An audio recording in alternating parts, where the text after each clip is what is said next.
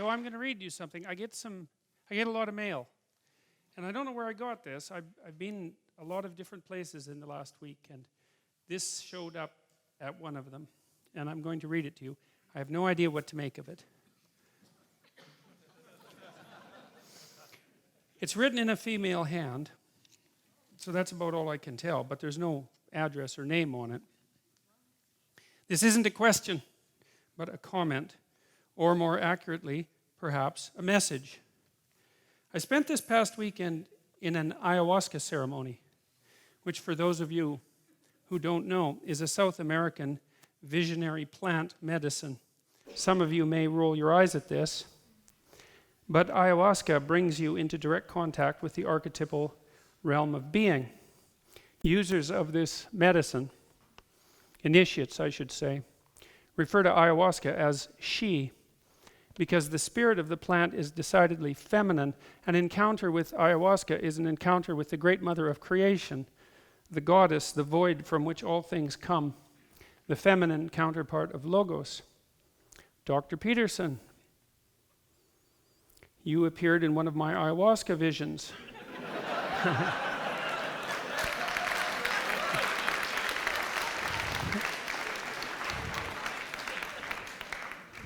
Might account for why I've been rather fatigued lately. Dr. Peterson, you appeared in one of my ayahuasca visions, and I asked her, who is Jordan Peterson? What is he doing? Which is something I'd really like to know as well. And she responded with crystalline clarity. Quote, he is here to invoke and initiate the divine masculine principle on earth at this time.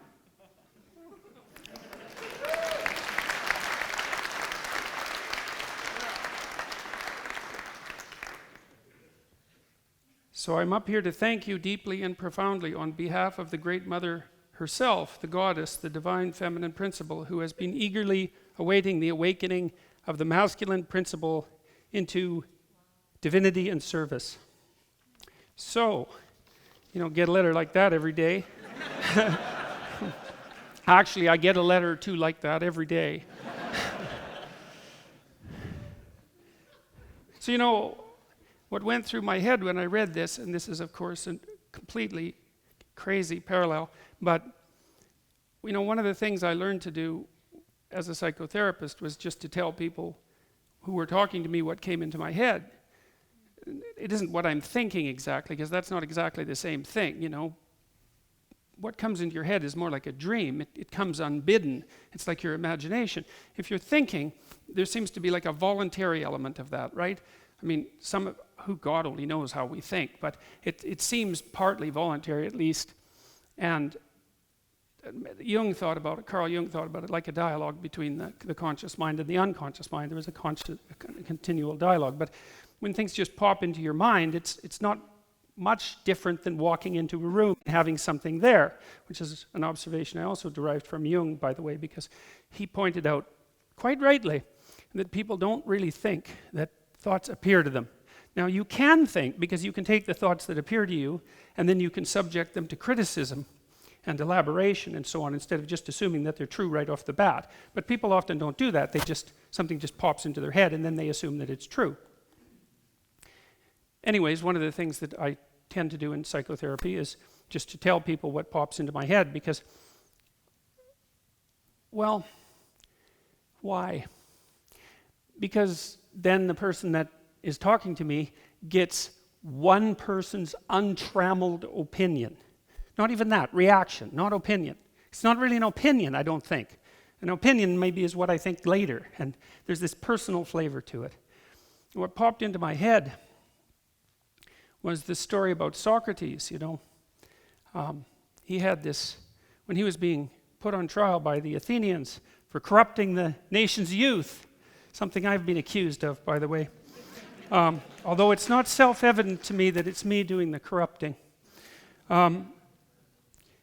He said that somebody had asked the Delphic Oracle once, and the Delphic Oracle was this retreat that you could go to if you were an ancient Greek citizen, and you'd be there and you'd have a dream, and then you'd go ask the Delphic Oracle to interpret it. And nobody really knows what was up with the Delphic Oracle today, how that worked exactly, but she would interpret your dream in any case.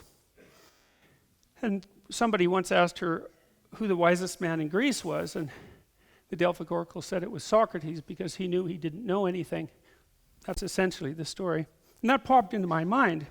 It's a crazy comparison, but I have a crazy mind, so I guess that's how it works out. So, now one of the things I'm going to do today, which I haven't done before, is I'm going to read you a little bit of, I told you I finished my book last week, and I haven't read it to anyone. I have given it to a couple of friends to review.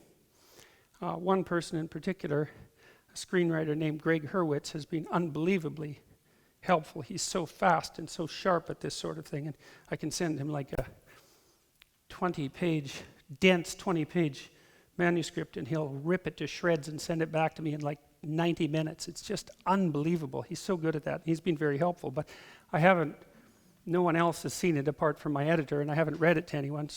But some of it seemed particularly appropriate for tonight's lecture. So I thought I would start the lecture tonight by reading a little bit of it, and it's from a chapter. It's on the issue of sacrifice as such. This is Abraham and Isaac. This is a very strange Old Testament story, right? This is one of the stories that's contained in the Old Testament that makes modern people think that maybe we should just not have that much to do with the Old Testament per se and at all, and especially with regards, and maybe we shouldn't have anything to do with the God of the Old Testament either, because, as far as Abraham is concerned, God tells him to sacrifice his own son. Now, it turns out that God was just kidding, so to speak.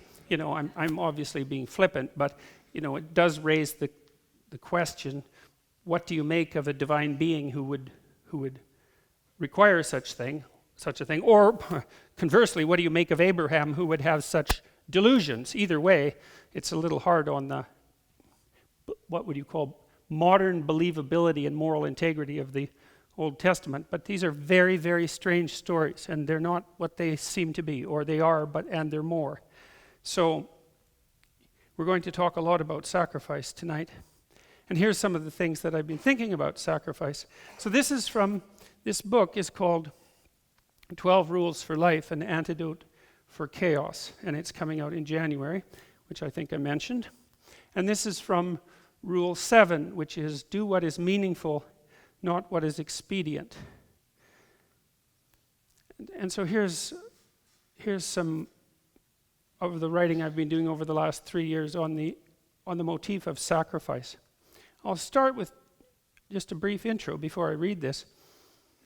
It took me a long time to understand what was meant in the Old Testament by sacrifice, and which is strange because once I figured it out, it seemed bloody obvious. It seemed like, oh yeah, obviously that's what it means. But lots of times, if you figure something out correctly, it seems self-evident as soon as you figured it out correctly. Well, we'll see how that goes, but it seemed to work for me anyways. I knew that, of course, at least implicitly, I knew of the modern usage of the idea of sacrifice. Everyone understands that motif, is that if you want to make things better in the future, then you make sacrifices in the present. And maybe you even do that multi-generationally. In fact, you most definitely do if you're a good parent. And I would say that's really particularly typical of immigrants, right? Because immigrants often come from terrible places and have to undergo terrible things to come to a new community where they get a rough reception and have a hard time getting their life going. And a big part of the reason that they do it is to make their lives of their children better. And luckily, when they come to Canada, usually given where they came from, that actually works because where they came from is worse and here is better, even though immigrants often have to struggle to get on their feet again. They have to learn a new language and become enculturated and face the fact that they're not part of the mainstream culture. And many of you know the whole story. So the idea that you make sacrifices for the future and you make sacrifices for your children, and everyone understands that, and it's part of being responsible and mature and shouldering the burden of being properly. And you do that for yourself too. If you're disciplined, in fact, that's almost what discipline means. Discipline means that you're capable of making sacrifices, because you're not disciplined if you just do something you want more rather than something that you're doing. That's not discipline. Maybe that works and great. If your life is working out that way, great, man. But that isn't discipline. Discipline is when you want to do something right now, and instead you think, no, I'm going to forestall my gratification, maybe forever, but certainly for a very long period of time, medium to long period of time, and you concentrate on something that you think will bear fruit in the medium to long run. And so you look into the future and you decide that by making today a little less impulsively pleasurable, shall we say, you'll make tomorrow a little bit more secure and productive. And then you actually do it too. And that's difficult, and we discussed last week Adam and Eve's discovery of the future, and the revelation of the possibility of the future, including the possibility of tragedy and suffering in the future. And it's our knowledge of the possibility of tragedy and suffering in the future that motivates us to sacrifice in the present, so that we can reduce the unnecessary anxiety and uncertainty and pain that awaits us. Now, that's a negative way of putting it. We're also doing it so that, we can have some joy and we can make life better and all of that, and that's not trivial. But the fundamental issue, especially once you have small children, this fundamental issue is to stave the suffering, the hell off, right? That's what you want to do. That's your primary moral obligation if you're a person who has if your eyes are open at all, that's your primary obligation. And so you make the sacrifices that are necessary, and you set up the future. And, well, the motif of sacrifice is there in the Old Testament.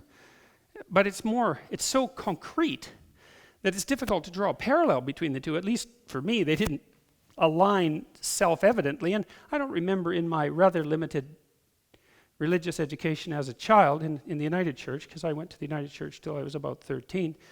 I don't ever remember anybody pointing out that, like, the sacrifices that Cain and Abel were making, or the sacrifice that Abraham was supposed to make, or the sacrifices that people were making to God were the precursors, let's say, the dramatic precursors to the psychological idea of sacrifice that we all hold as civilized people in the modern world. So, although it seems obvious, as I said, once you lay it out, I don't remember that ever being explained to me. And then let me read this. So now that I've sort of introduced it, here's what happened as humanity developed. First were the endless tens or hundreds of thousands of years prior to the emergence of written history and drama. The twin practices of delay and exchange began to emerge slowly and painfully. So here's a cool psychological study. So it's called the marshmallow test. And maybe it's even a reliable study, even though it was done by social psychologists. It's probably replicable. And it's a nice study. So you take small children and you bring them into a room and you put something that they would like in front of them, a marshmallow, and then you torture them. Basically, you say, "See that marshmallow?" And the kid thinks, yeah, man, I see that marshmallow. It's like, you can have that marshmallow right now. Or if you wait, I think the experiment is 10 minutes, then you can have 2 marshmallows. And so that puts the child in quite a conundrum, because they're being asked to trade an actual, concrete, tangible marshmallow for 2 hypothetical future marshmallows. And it's not that easy to conjure up a hypothetical future reality that has the same tangible significance as something real right in front of you. And so it's an amazing thing that people can do that. And so then the experimenter leaves, and some children grab the marshmallow and just, chomp that thing down right now. Other kids, they videotape kids while they're waiting, and they do all sorts of things. They whistle, they look at the ceiling, they sit on their hands, they try to distract themselves. Of course, they're eyeing that marshmallow like a squirrel eyeing a nut, and trying to restrain themselves. And what I see in that is that the child's prefrontal cortex, the higher cortical systems, are warring with the underlying motivational systems, more primordial motivational systems that govern such things as hunger. The hunger system, hypothalamic system, says there is something sweet and fat right sitting there, right bloody now. Grab that thing and stuff it down now. And I'm sure many of you have a constant battle with your hypothalamus with regards to sweet and fat things, and often lose. So you can feel some sympathy for the child. And the hypothalamus has these tremendously powerful tendrils upward into the brain, into the parts that we would associate more with voluntary control. And the voluntary control centers have these little weak ribbons going down to control the hypothalamus. It's pretty obvious if you know something about neuroanatomy what part is actually in charge when the chips are down. And it's not easy for children to learn to regulate those underlying primordial impulses, the ones that are wired in, the ones that we share with animals, but they do it. And the cool thing is, this is what Walter Mischel found, he's the guy who did the study, was that the long-term outcome for the children who can delay gratification in the marshmallow test is much more positive than it is for the children that are impulsive and eat the marshmallow instantly. It's delay of gratification. Now, it's likely that that's associated with trait conscientiousness, although that specific connection has not yet been established, but they seem conceptually very, very similar. So anyways, this emerges in children probably between the ages of 2 and 4, something like that. They should have it in place by 4 because it's very difficult for them to really interact well with other children without having that delay of gratification in place. Because if you can't delay gratification, other kids don't like you because you want everything your way and you want it now, and you're liable to temper tantrums and that sort of thing. You haven't got the kind of self-control necessary to make you fun to play with. So you can see that emerging in children, and it's pretty interesting. And not only that, if it emerges, it predicts positive long-term outcomes, just like trait conscientiousness does, by the way, because trait conscientiousness is the second best predictor of long-term success over the lifespan. In Western cultures, it's second after intelligence. And so in our societies, the people who do best across time are the people who have high IQs and who work hard. And I would say that's a pretty decent, what would you call it? It's a validation in some sense that our cultures are working properly, because what you would want, I would say, if the system is working meritocratically, like it should, and if you're trying to extract resources from those who can contribute at a higher rate, then what you would want to have happen is that the hardworking, smart people do better. Hopefully, if that's the case, then everyone does better. Hopefully. Anyways, so you can see this developing in children. First were the endless tens or hundreds of thousands of years prior to the emergence of written history and drama. The twin practices of delay and exchange began to emerge slowly and painfully.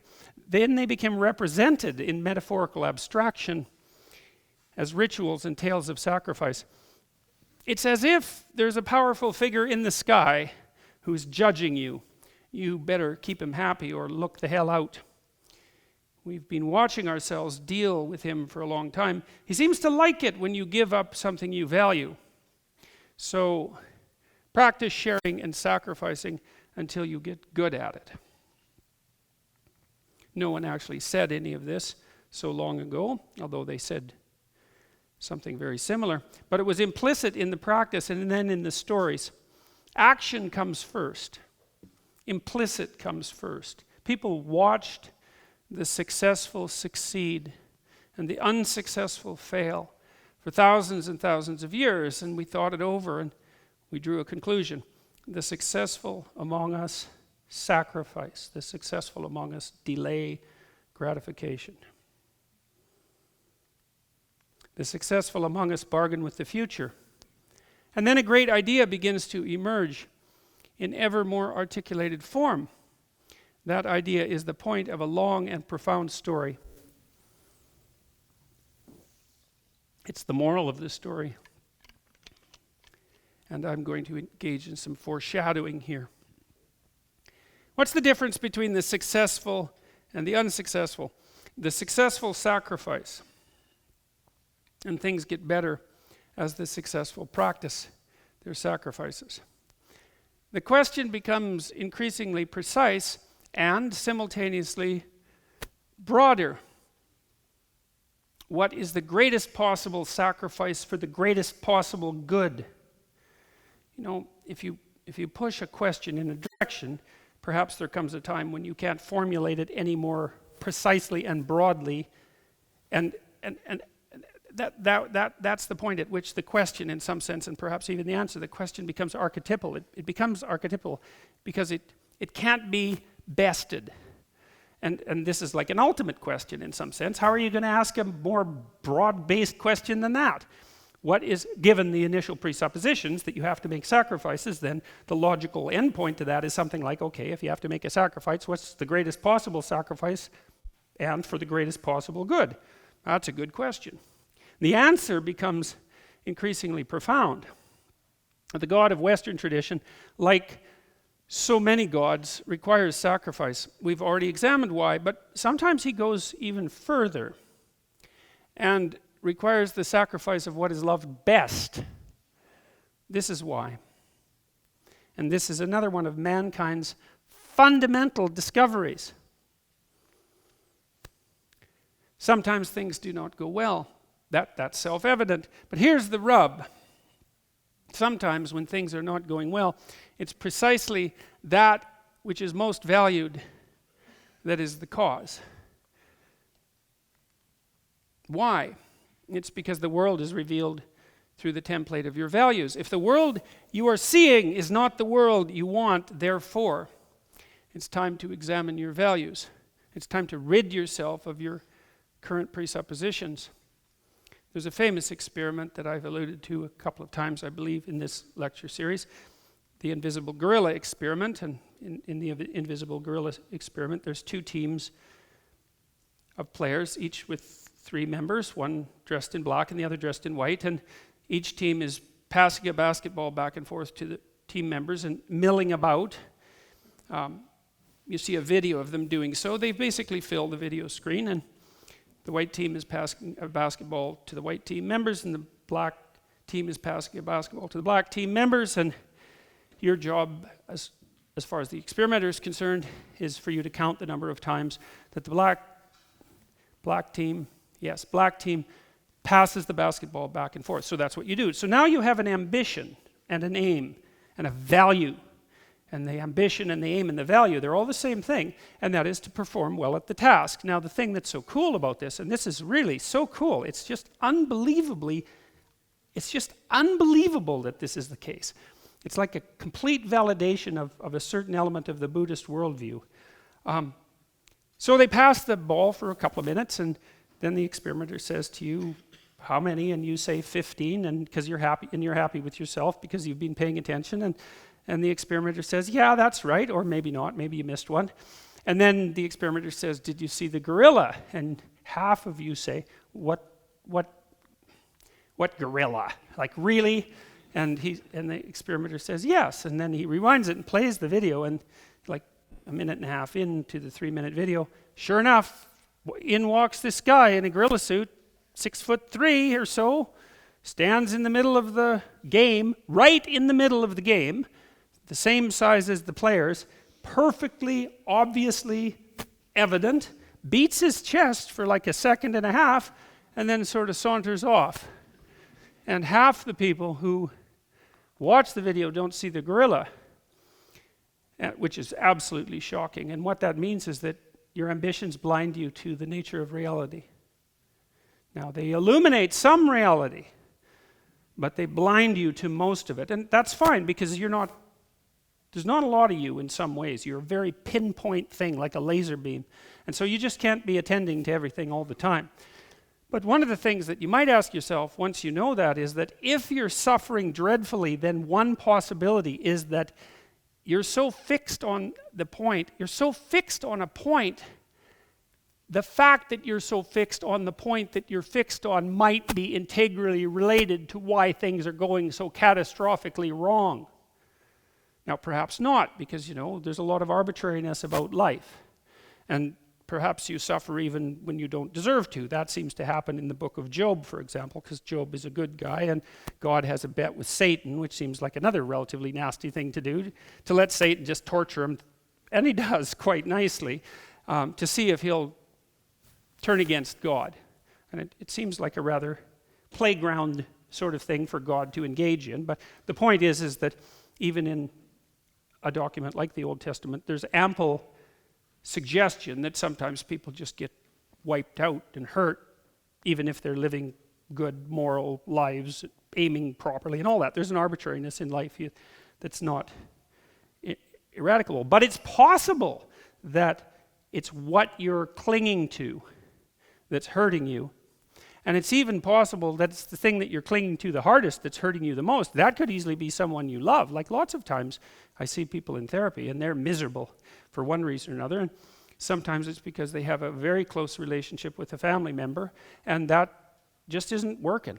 You know, the family member, for the sake of simplicity, we'll say, is not really oriented towards helping them have a good life.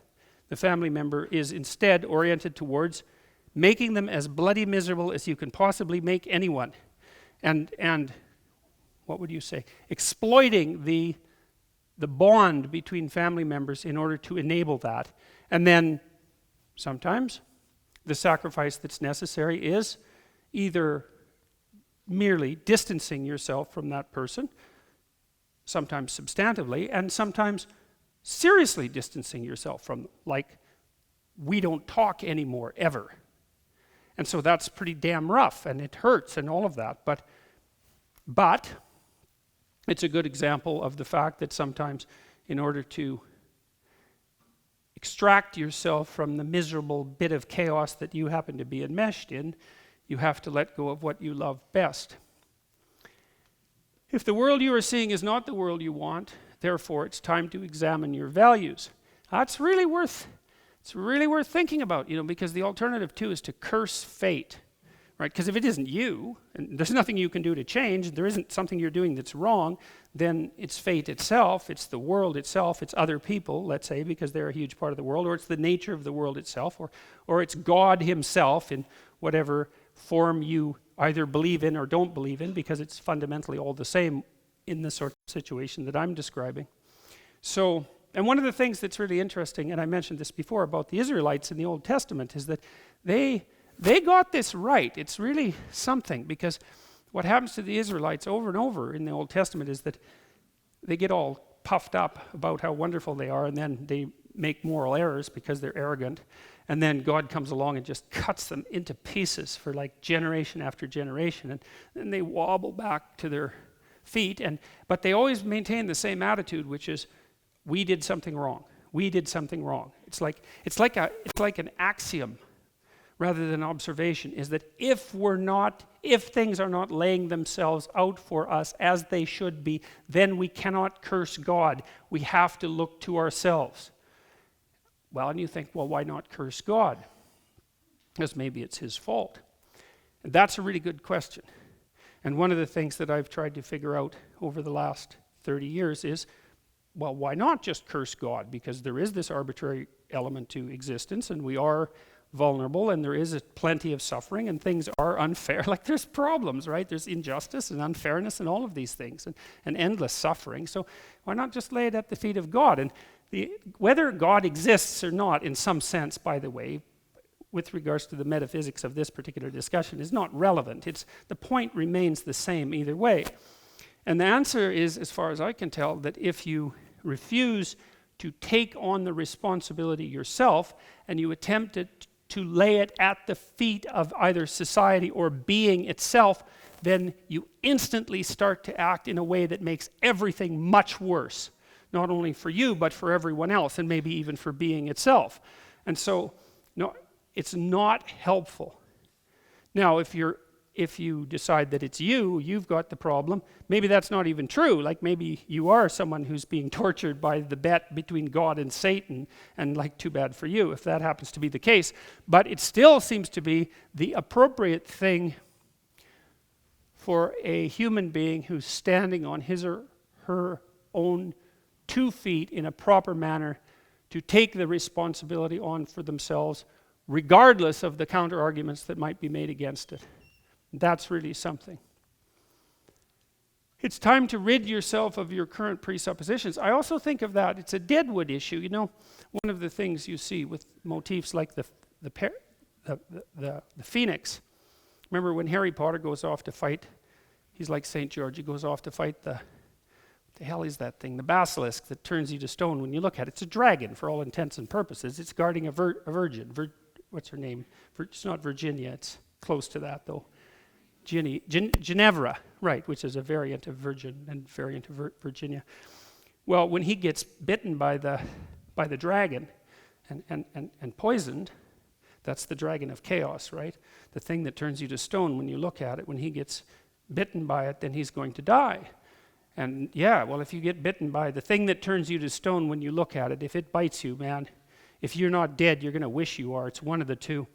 And then the phoenix flies in and cries tears into the wound, and that heals him. And the phoenix is the thing that allows the dead wood to burn off occasionally, let's say. Well, I think it's once every 100 years with a phoenix, and of course it's pretty dramatic. The whole damn bird has to go up in flames, and then there's nothing left but an egg. But there's a very serious message there too, which is that, you know, you can compare yourself in some sense to a forest fire, to a forest, you know, and a forest has to burn now and then for the dead wood to clear so that the forest can actually maintain its continued existence. And if you stop the forest from burning for a prolonged period of time, which happened in the United States when they were trying to manage the forest fires too tightly, then all that happens is the dead wood accumulates and accumulates and accumulates and accumulates and accumulates until the whole damn forest is dead wood, and then lightning hits it and it burns so hot that it burns the topsoil off.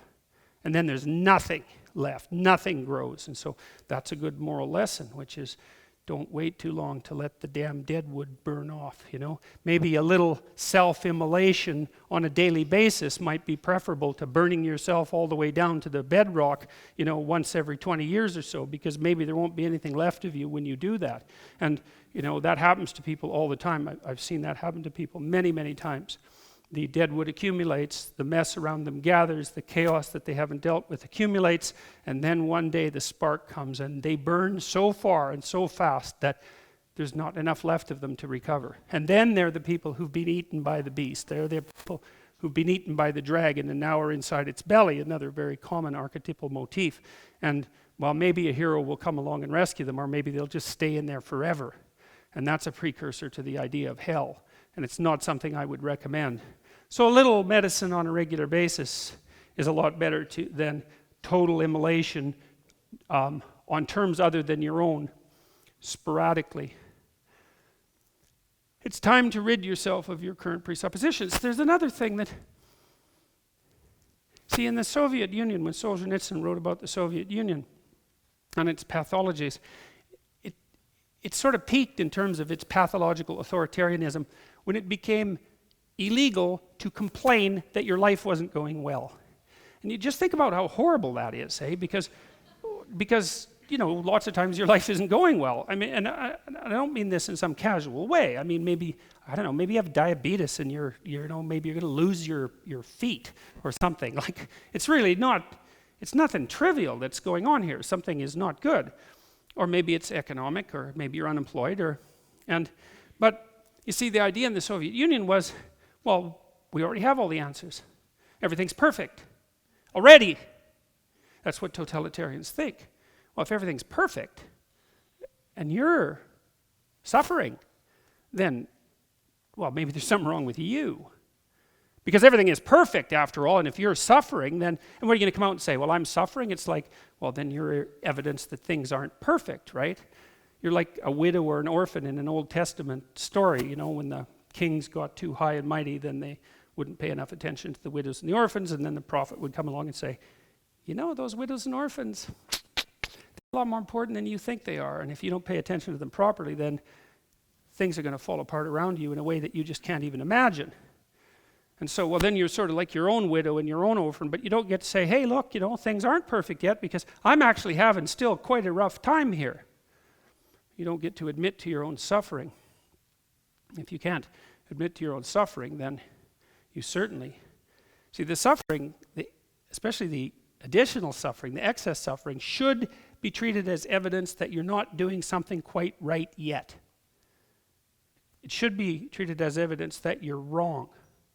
There's something important that you're doing that's wrong. I understand how harsh that is. And I'm not saying that everyone who's suffering is suffering because they're doing something in some simple way that's wrong. I was in an elevator once in a hospital. It was a very terrifying thing. And this person got on who was just in an absolute state of shock. It was really not good. And I don't remember how this happened, but I engaged the person in conversation, and they just said that they had just been diagnosed with what looked to be terminal cancer.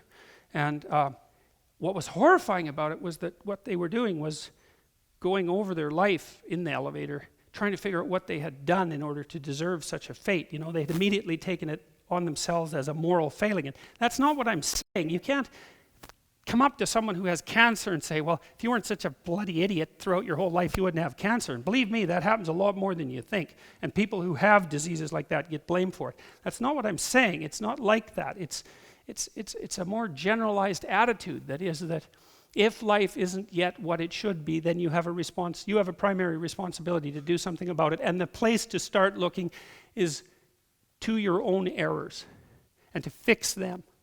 And that's a safe bet, man, because you're probably doing some things that you wouldn't have to be doing that if you fixed would make things better. So it's time to let go and to sacrifice who you are for who you could become.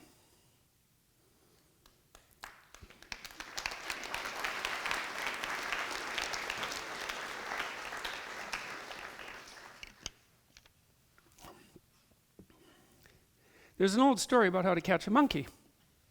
In case any of you are interested in how to catch a monkey, now you're going to know how to do it. First, you have to take a large, narrow-necked jar, just large enough in diameter at the top for a monkey to put its hand inside. Then you have to fill it partway with rocks so it's too heavy for the monkey to carry. Then you scatter some treats near the jar to attract them, and you put some inside the narrow-necked jar. A monkey will come along, if you're lucky, and grab the goodies, but he'll want the ones inside the jar too, so then put his hand in there and grab what's in there. And if you've set up your monkey trap properly, then he won't be able to get his hand out because he's got the goodies. Not without unclenching his hand, not without relinquishing what he already has.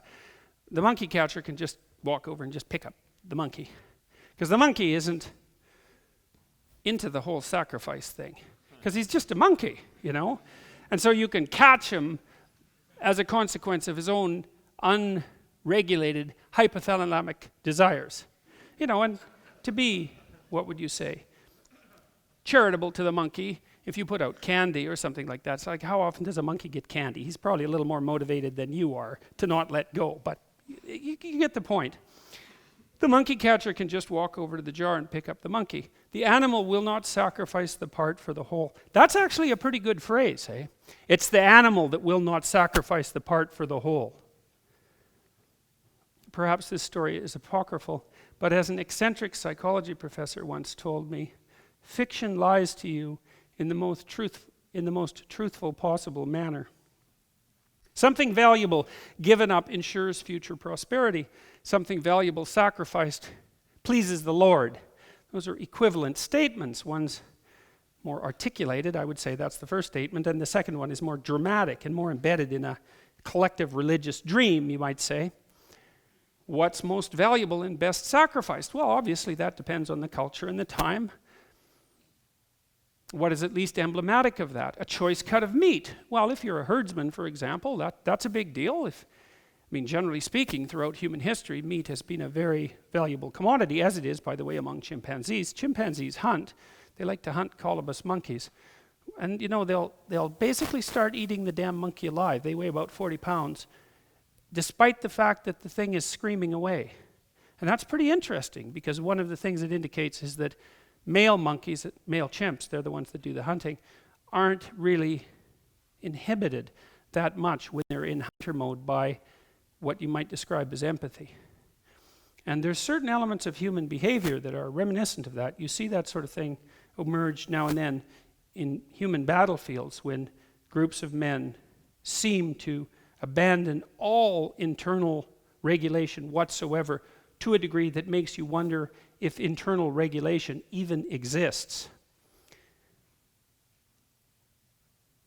Choice cut of meat. Well, meat's valuable, and there's a good document by Richard Wrangham, I think, a while back, a book about the human invention of fire, and I think I told you a little bit about this. Wrangham claimed that we invented fire, discovered fire, mastered it, maybe 2 or 3 million years ago. That's a long time, longer than people had thought, and that's what actually transformed us physiologically from our chimp-like ancestors into the sort of svelte creatures we are now, because it's a lot easier to digest cooked meat, and meat is a tremendous source of nutrition, energy, raw materials, all of that, especially if it's cooked. So meat's a big deal. Cooked meat is a big deal. And maybe it's a choice cut of meat, the kind you might offer to a guest if you're not I always say this wrong. Is it vegan? Vegan, or vegan. I always think vegan, but that's wrong. That's a star. Vega's a star, right? They're not like star creatures. They're yeah. Anyway, so you might offer that, especially if a guest came to your abode and you were a herdsman. You might sacrifice a high-end animal and offer your guest a nice choice cut of meat, and that would actually matter. It would mean something. From the best animal in a flock. What's above even that? Well, in terms of the thing you could sacrifice, well, your best animal, that's good. Well, how about you? How about your child? How about you? Well, that would be next on the hierarchy. It's kind of hard to get past that, right? And I think it's a toss-up whether the sacrifice is greater if it's you or if it's your child. I would say, being a parent, that it's greater if it's your child. Because I think most people who have established I hesitate to say proper, but I'm going to anyway, it's a proper relationship with their children. If push came to shove, they'd take the bullet and let their kid go, live. The sacrifice of the mother is exemplified profoundly by Michelangelo's great sculpture, the Pieta. Mary is contemplating her son crucified and ruined, so that's his body after he's been crucified. It's her fault. It was through her he entered the great drama of being. So what's the meaning of this sculpture? It's a great sculpture. It's just an absolutely unbelievable sculpture. You just can't believe that someone could exist who could make something like, and of course it wasn't the only thing Michelangelo made, right? It wasn't like, that's it. It was something he just tossed off in a couple of months while he was doing other unbelievable things. But, it's an object of contemplation, which is why it's in a great cathedral in a great city. It's an object of contemplation, and the idea is something like, well, what's the role of a mother if she's awake? I had a client come see me a while back, not very long ago. Woman who's about 30 and trying to make decisions about her life. And she was pretty career-oriented, and so I asked her about, although maybe having a bit of trouble with her career. I've seen this many, many times. So this is an amalgam. This is a story that's an amalgam. And I talked to her about the other elements of her life. It's like, well, there's only 5 things you do in life, so you've got your career down. What do you do outside of your career that's meaningful and engaging? How are things going with your family? It could be your family of origin, your siblings, whatever. Do you have an intimate relationship? And what's your plan for your own family? And apart from those 5 things, there's sort of something like get some exercise now and then, don't eat too badly, and try to stay away from the drugs, That kind of, and the crime, that kind of lays out life. And if you miss any of those 5 things, or if you do any of those other things wrong, then you're in trouble. And you can get away with missing a couple of them, but not all of them. And she said something along the lines of, well, I'm not sure I should bring a child into this world. And I thought, oh, God, Christ, you got to come up with something better than that. It's such a bloody cliche, which is what I told her. I said, you must have thought that up when you were 16. It's like, really? You can't do any better? This was a very, very smart woman. It's like, really, you can't do any better than that? It's like, yes, obviously, this is a vale of tears and a well of suffering and all of that. If you ask 30 people who are wondering about having children, why they're wondering. 20 of them will say that, and so that tells you how original it is. It's not original at all. It's not a thought. It's like this little, it's a meme. It's something that lives in your mind. It's not a thought. And it's certainly not something that you should just take at face value and then say, oh, well, I'm not having a family then. It's like, no. You kind of look at that and you criticize it a little bit. It's like, well, it's the other one. That's the other one that's very common. There's too many people on the planet already. It's like, I really don't like that statement. It's like, just who are you going to ask to leave? Just how are you going to get them to leave? You know, it's a serious question. And who says there's too many people? What the hell's wrong with people anyways? Or running around ruining the planet. Yeah.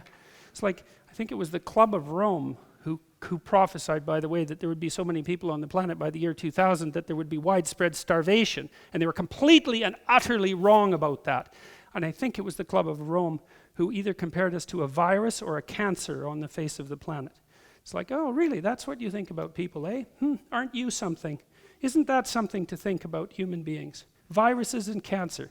What do you do with viruses and cancer? Invite them in and make them at home. It's like, no, you try to eradicate them. So you got to bloody well watch your metaphors, folks, because it isn't clear that you come up with them or that they run you. So you better watch them.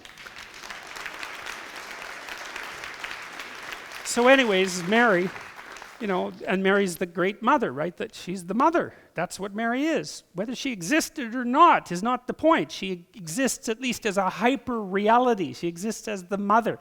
Well, what's the sacrifice of the mother? Well, that's easy. If you're a mother, if you're a mother who's worth her salt, you offer your son to be destroyed by the world. That's what you do. I mean, that's what's going to happen, right? He's going to be born. He's going to suffer. He's going to have his trouble in life. He's going to have his illnesses. He's going to face his failures and catastrophes, and he's going to die. That's what's going to happen. And if you're awake, you know that, and then you say, well, perhaps he will live in a way that will justify that. And then you try to have that happen. And that's what makes you worthy of a statue like that. But still the sacrifice of the mother. Is it right to bring a baby into this terrible world? Well, every woman asks herself that question. Some say no, and they have the reasons. Mary answers yes, voluntarily. Mary is the archetype of the woman who answers yes to life voluntarily. That's what that image means. And not because she's blind. She knows what's going to happen.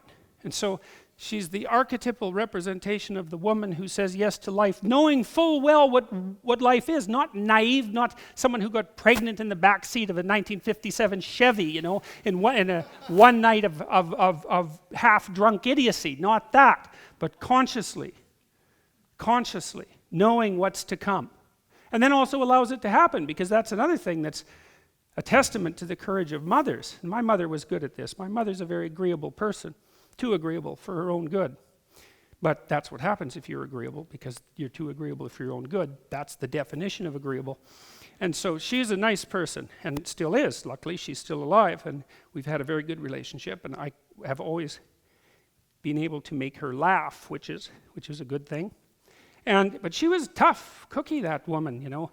I remember once she came across, I was out playing in this baseball little diamond, in empty lot really, in this little town I grew up in. And I was about 10, and she walked by.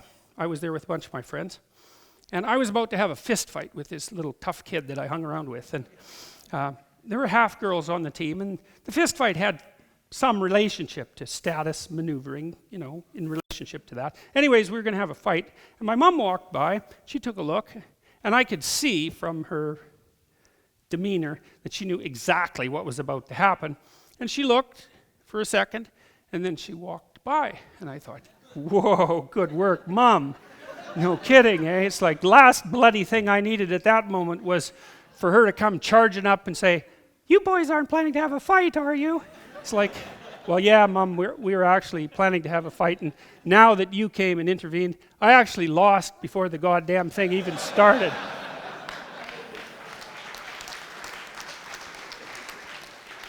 So 2 thumbs up for Mom. She was also the person that said, because I had some trouble with my dad when I was an adolescent.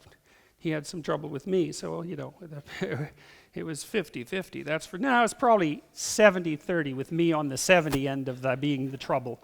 And anyways, I left home when I was about 17, and she said something really interesting when I left home. She said, if it was too good at home, you'd never leave. I thought, hey, Mom, that's pretty good. For an agreeable person, you've got a real spine, man. So that was pretty good. So mother, that says this, the mother is the person who also says, get out there, take your goddamn lumps, because you're tough enough so that you can handle it. She doesn't say, you just stay down there in your bedroom brooding away because the world is unfair and treating you badly and your suffering is too much. She says, yeah, there's a lot of suffering out there, but you're a hell of a lot tougher than you think you are. So, in turn, Mary's son, Christ, offers himself to God so completely that his faith and trust in the world is not broken by betrayal, torture, or death. That's the model for the honorable man.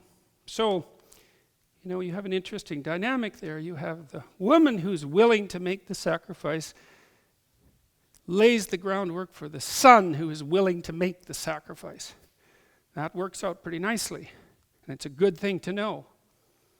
In Christ's case, however, as he sacrifices himself, God, his Father, is simultaneously sacrificing his Son, right? That's one of the oddities of the Trinitarian model, is that God sacrifices himself to himself. Same thing happens in Norse mythology, right? Is it Norse? It's Zeus. Germanic mythology. Zeus sacrifices himself to himself. He actually hangs on a tree. He's actually wounded in his side. It's a very interesting parallel. But I think part of the idea is, the human race is trying to work out, what's the ultimate sacrifice? It's something like that, the ultimate sacrifice of value. Well, the passion story, and I told you I was foreshadowing. I'm bringing into consideration things we won't talk about for a long time, maybe not at all in this lecture series. I don't know, because I don't know how far I'll get, is that there's a supreme sacrifice demanded on the part of the mother, and there's a supreme sacrifice demanded on the part of the son, and there's a supreme sacrifice demanded on the part of the father, all at the same time. And then that makes the supreme sacrifice possible, and hypothetically that's the one that renews. That's the sacrifice that renews and redeems. It's a hell of an idea, man. And the thing about it is that I don't know if it's true, but I know that its opposite is false. And generally the opposite of something that's false is true. Its opposite is false is because if the mother doesn't make the sacrifice, then you get the horrible Oedipal situation or something like that in the household, which is just its own absolute catastrophic hell. And if you want a really good insight into that, I would say watch the documentary Crumb, C-R-U-M-B. Man, that's been rated by some critics as the best documentary ever made, and it is some piece of work, man. It is the only thing I've ever seen that actually lays out the Oedipal catastrophe in its full nightmare. So you could look at that. So if the maternal sacrifice isn't there, then that doesn't work. If the paternal sacrifice isn't there, if the father isn't willing to put his son out into the world, let's say to be broken and betrayed and all of those things, then that's a non-starter because the kid doesn't grow up. And then if the son isn't willing to do that, well, then who the hell is going to shoulder the responsibility? So if those three things don't happen, then it's cataclysmic, it's chaotic, it's hell. If they do happen, is it the opposite of that? Well, you could say, well, maybe it depends on the degree to which they happen. And it's a continuum. How thoroughly can they happen? Well, we don't know, because you might say, how good a job do you do of encouraging your children to live in truth? Let's say. Well, that's part of the answer to this question. And the answer likely is, well, you don't do as good a job of it as you could. So it works out quite well, but you don't know how well it could work if you did it really well or spectacularly well or ultimately well or something like that. You don't know. And people have an intimation of this because one of the things that's really cool about having a young baby, this is something you don't know till you have it. There's two things you don't know. There's a lot more than 2. There's 3 things you don't know until you have a baby. The one is that you didn't grow up yet, because you actually don't grow up until someone else is more important than you. You can't. So people think they grow up if they don't have children, but they don't. They just think they do. Now, there are some people who make sacrifices of other sorts, but this is a whole different ball of wax as far as I'm concerned. It's not a very elegant metaphor, but you learn that it's kind of a relief not to be the center of attention. That's cool, that you can sit back, because of course your child in your family and in society is immediately the center of attention. And so unless you're narcissistic, then you allow that to happen. And then you learn all sorts of really good things about other people, because other people really like babies. It's so cool. I lived in Montreal when we had our first child, and I lived in a pretty rough neighborhood by Montreal standards, right? It's like, Montreal is such a great city, like Toronto. It's like even the rough neighborhoods they're more like charming with a little, dark underbelly, something like that. But there were some rough characters in our neighborhood, and it was pretty poor. And we'd push her around in her stroller, and these like grizzled, wrecked old guys would come by, and they'd look at her, and they'd just light up, and they'd come over and like smile at her, and you just saw the positive element of their humanity just well forth. There has to be something seriously wrong with you if you don't respond that way to a baby. That's not good. That's not good. But it was so cool to see these people. You'd kind of give them, generally you'd sort of walk 4 feet around them on the street, and yet they were all of a sudden, the layers that were on them would just fall off, and they'd be so, and the babies are sort of like public property, weirdly enough, too. Sort of like pregnant women, because people often treat pregnant women sort of like they're public property, too. I mean, in a positive way. Oh, wow, look, you're going to have a baby, eh? And then, they do all sorts of cute things. So, the reason I'm telling you that is because there's a strong impulse in people to note that there's something miraculous about the existence of a new human being. And the miraculous element is all the potential that's there, right? That's all there is potential. And with every birth, there's the potential for something remarkable to be introduced in the world. And, one of the things I've thought too is, the other thing you don't know is that babies are generic until you have one. And then your baby isn't a generic baby at all. It's like, instantly it's a person with whom you have a relationship that's closer, perhaps, than any relationship that you've ever had, and that you can keep perfect. Right? Because most of the relationships you've had already are with people who are screwed up in 50 different ways, and so are you. But here you've got this baby, and it needs care, but it's not ruined yet. And so, you have this possibility of maintaining this relationship that starts out, that baby really likes you, and generally that continues for quite a long time. And if they're 2 years old and you come home, they're really happy to see you. It's kind of like having a puppy, It's like they're thrilled when you come home. It's like, how many people are thrilled when you come home, So it's you again. It's like, no, not a little kid. A little kid is thrilled when you come home. And you can keep that going. And so there's this pristine element to the potential relationship between parents and children that's terribly devalued in our society, it's almost as if we're willfully blind to it. And I think it's an absolute catastrophe, because there's very little in life that can compare to establishing a proper relationship with a child. They make great company if you keep your relationship with them pristine. And so, it's worthwhile. You think, well, and so the reason I'm telling you this is because people look at infants and they think this could be the potential savior of mankind. That is what they think. That's how they act. So that's what they think. And the thing is, it's also true. Now, how true it is, I don't know. But that's, I think, probably because it's probably because people don't dare to find out. That's how it looks to me. In Christ's case, however, as he sacrifices himself, God, his Father, is simultaneously sacrificing his Son. It is for this reason that the Christian sacrificial drama of Son and self is archetypal. Nothing greater can be imagined. That's why it's an archetype. You can't push past it. So that's the very definition of archetypal. That's the core of what constitutes religious. The greatest of all possible sacrifices is self and child. Of that there can be no doubt. Pain and suffering define the world. Of that equally there can be no doubt. The person who wants to alleviate suffering, who wants to bring about the best of all possible futures, who wants to create heaven on earth, will therefore sacrifice everything he has to God, to life in the truth. So that's a page and a half from the book I'm going to release in January.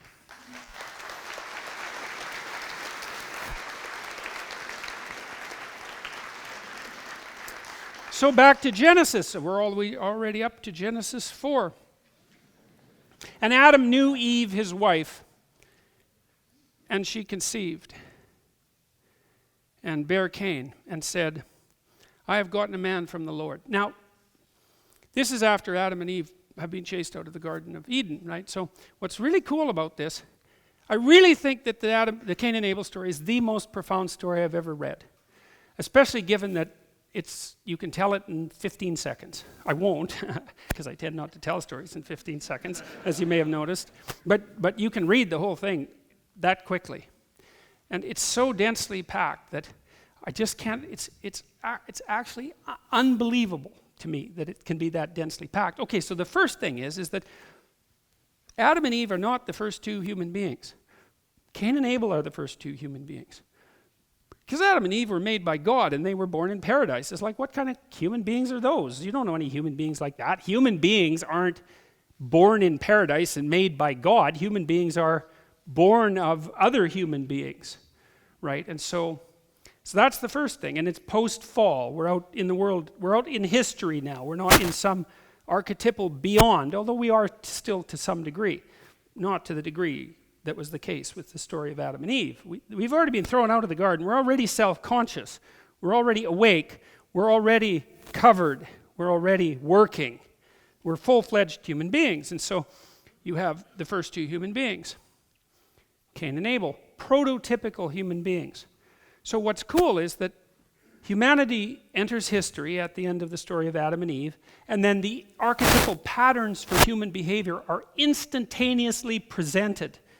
It's absolutely mind-boggling, and it's not a very nice story, right? So they're brothers, they're hostile brothers. They've got their hands around each other's throats, so to speak, or at least that's the case in one direction. So it's a story. The first two human beings engage in a fratricidal struggle that ends in the death of the best one of them. That's the story of human beings in history. And that, man, if that doesn't give you nightmares, you didn't understand the damn story. Now, in these hostile brother stories, which are very, very common, often the older brother, Cain, is used, and this is very true in the Bible, but it's true in all sorts of folk tales and all sorts of stories of all sorts, for that matter. See, the older brother has some advantages. He's the older brother, and in an agricultural community, the older brother generally inherited the land, not the younger brothers. And the reason for that is that, well, let's say you have like 8 sons, and you have enough land to support a bit of a family, and you divide it among your 8 sons. Then they have 8 sons, and they divide it among their 8 sons. It's like soon everyone has a little postage stamp that they can stand on and starve to death on.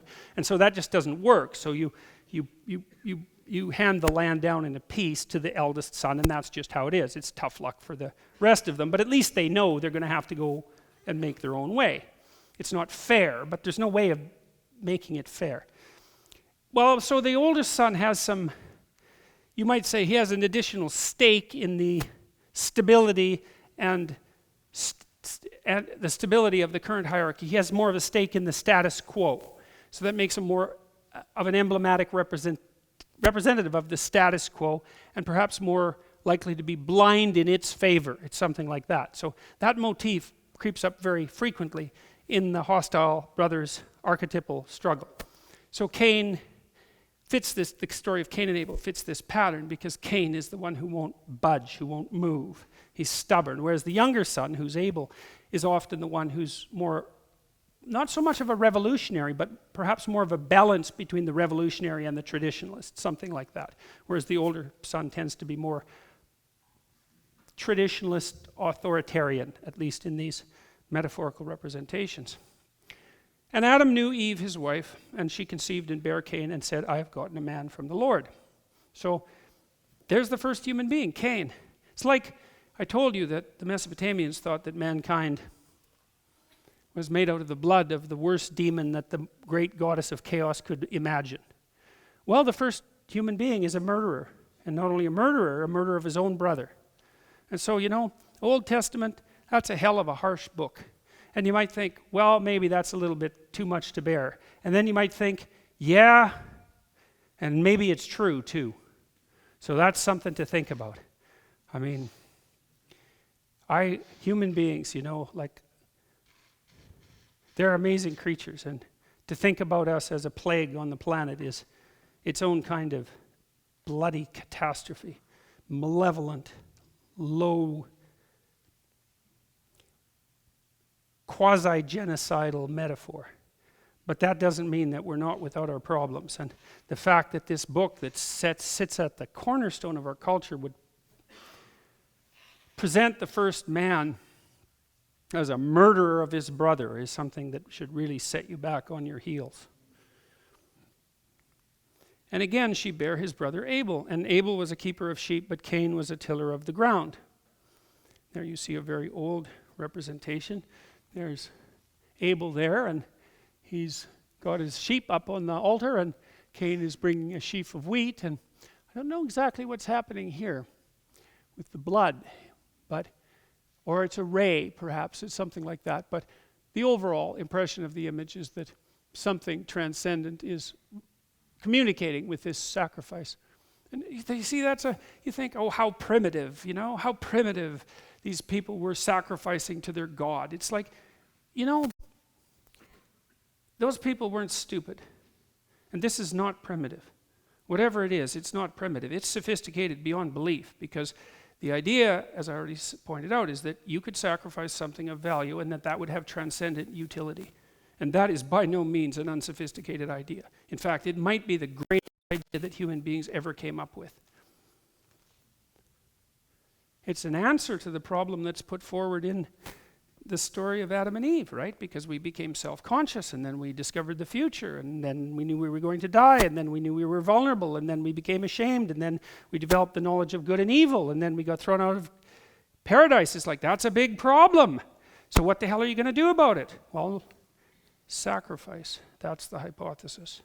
Well, that's a hell of a hypothesis, man. That's what we're doing. You made plenty of sacrifices, even to sit in this theater, and many people made plenty of sacrifices to have a theater like this exist, and many people made sacrifices so that we could actually freely engage in the dialogue that we're engaging in a theater like this.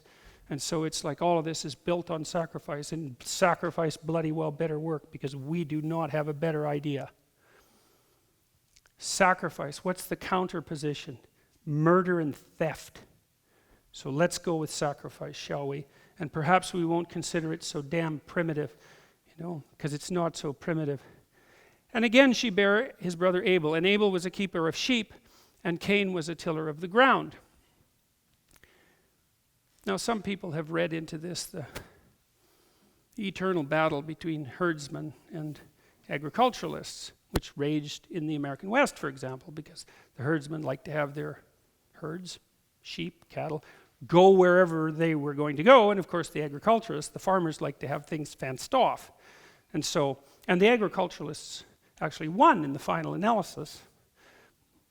But anyways, Abel is a keeper of sheep, and that's interesting because that makes him a shepherd. And I think that's part of the critical issue here, because a shepherd, I talked a little bit about shepherds before. You know, if you look at Michelangelo's statue of David, which is another staggering work. I mean, that David, he's no trivial figure, and of course, it's David who slays Goliath, right? And Goliath is like the giant of the patriarchal enemy. It's something like that. And, Middle Eastern shepherds, they had to take care of sheep, and they're edible, and the lambs are very vulnerable, and there were lots of wild animals around. It wasn't like England in the 16th century. It was like there were lions, and you had a slingshot or a stick or some damn thing, and so your job was to keep the sheep organized and not let them be eaten by the lions alone. And so you had to have a clue and be tough and self-reliant and all of those things. You had to be tough and self-reliant. You had to be able to take care of a lot of vulnerable things. You had to be able to do it on your own. And so that's all built into the shepherd metaphor. And it's a tough thing. It's not a great metaphor for modern people, because we tend to think of the shepherd as someone like little Lord Fauntleroy, like some little, certainly not a lion-killing, hyper-masculine, lion-killing, monster. That's not a shepherd. The shepherd sort of dances around, and, that's not the metaphor here. That's not the metaphor here. So Abel was a keeper of sheep, but Cain was a tiller of the ground. And in the process of time it came to pass that Cain brought of the fruit of the ground an offering unto the Lord. Okay, so he's participating in this sacrificial ritual. And Abel, he brought of the firstlings of his flock and of the fat thereof. And the Lord had respect unto Abel and to his offering. Now you don't know why that is, and this is a built-in ambiguity, I think. Now, I think there's textual hints, but I'm not sure. Abel brought the firstlings of his flock and of the fat thereof. Okay, so what does that mean? Well, he brought it's a high quality sacrifice. You don't know that Abel's sacrifice is low quality, because it doesn't say, Abel brought God some wilted lettuce and then burnt it. He doesn't say that. But there isn't a sentence there that talks about how high quality Cain's sacrifice is. But in any case, the Lord had respect unto Abel and his offering. So there's a hint that Abel's putting a little bit more into the whole sacrificial thing than Cain. But there's also a hint that maybe God is just liking you a little better than he's liking him. And that's, I think, useful from a literary perspective, because there is that arbitrariness about life. With my own children, for example, one of them has had, I would say, things come easy to him. He's lucky, fortunate, however you want to put it. He seems to be that sort of person. Whereas my other child is it's just like one horrible Job-like catastrophe after another. And it's so strange to see that, because as far as I can tell, the characterological differences are certainly not accounting for the difference in destiny. The one child who's had so much trouble, as a child, was just a wonderful child. So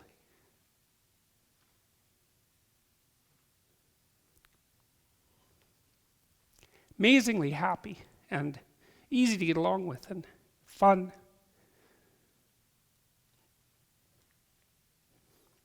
And they had a terrible time of it.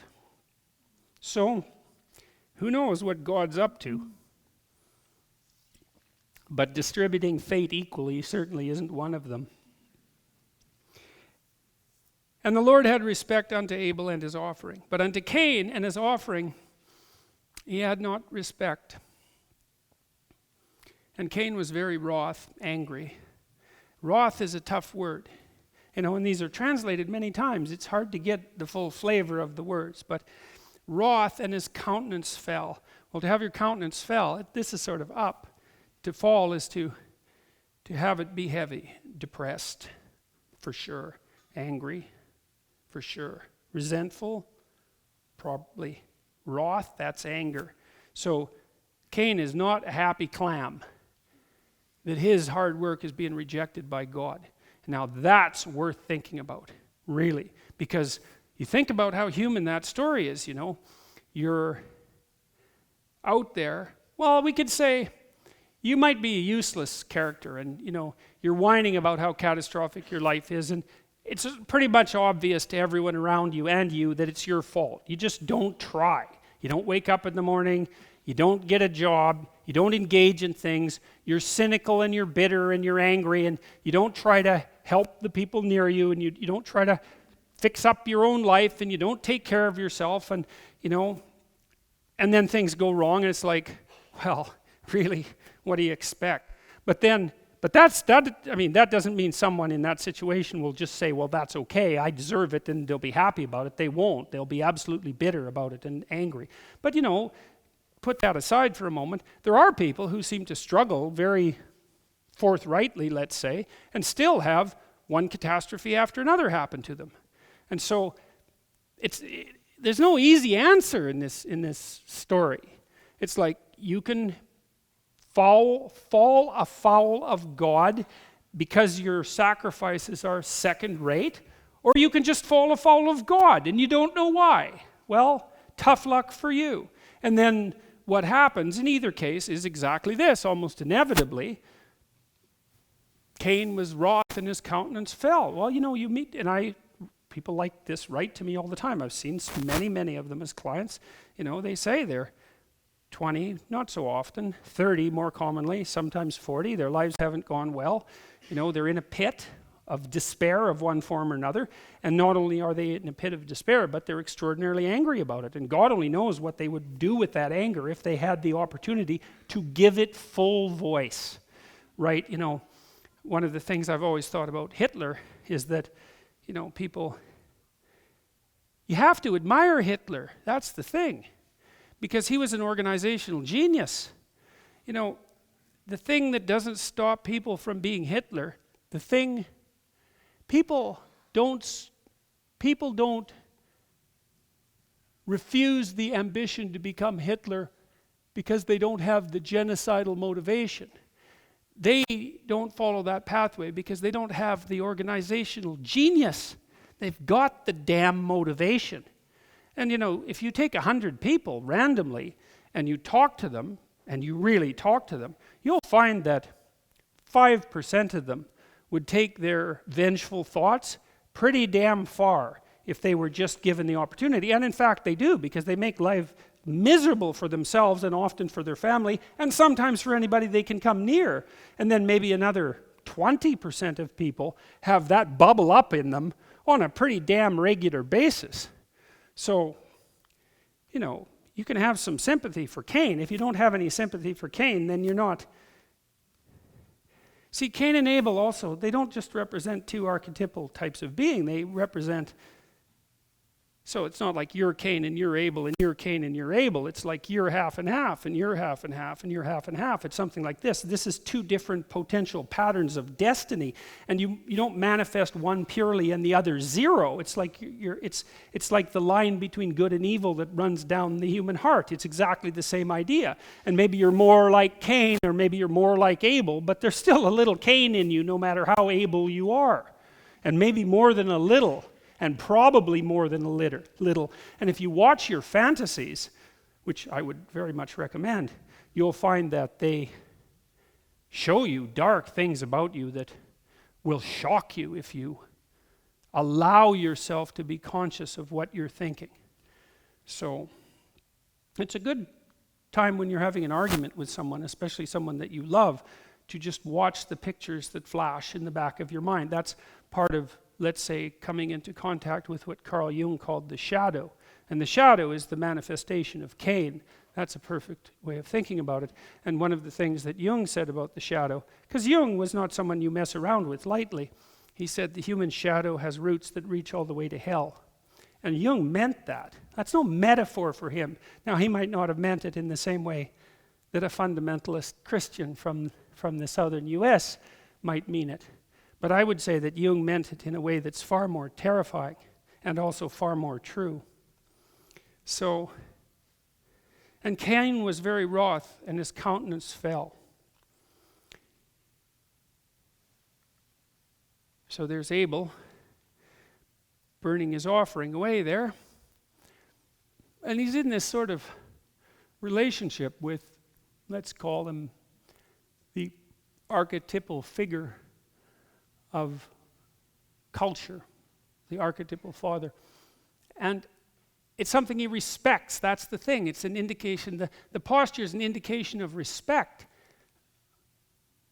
And then there's Cain in the background. You see, and his face is in shadow, and he's jealous of what's happening here.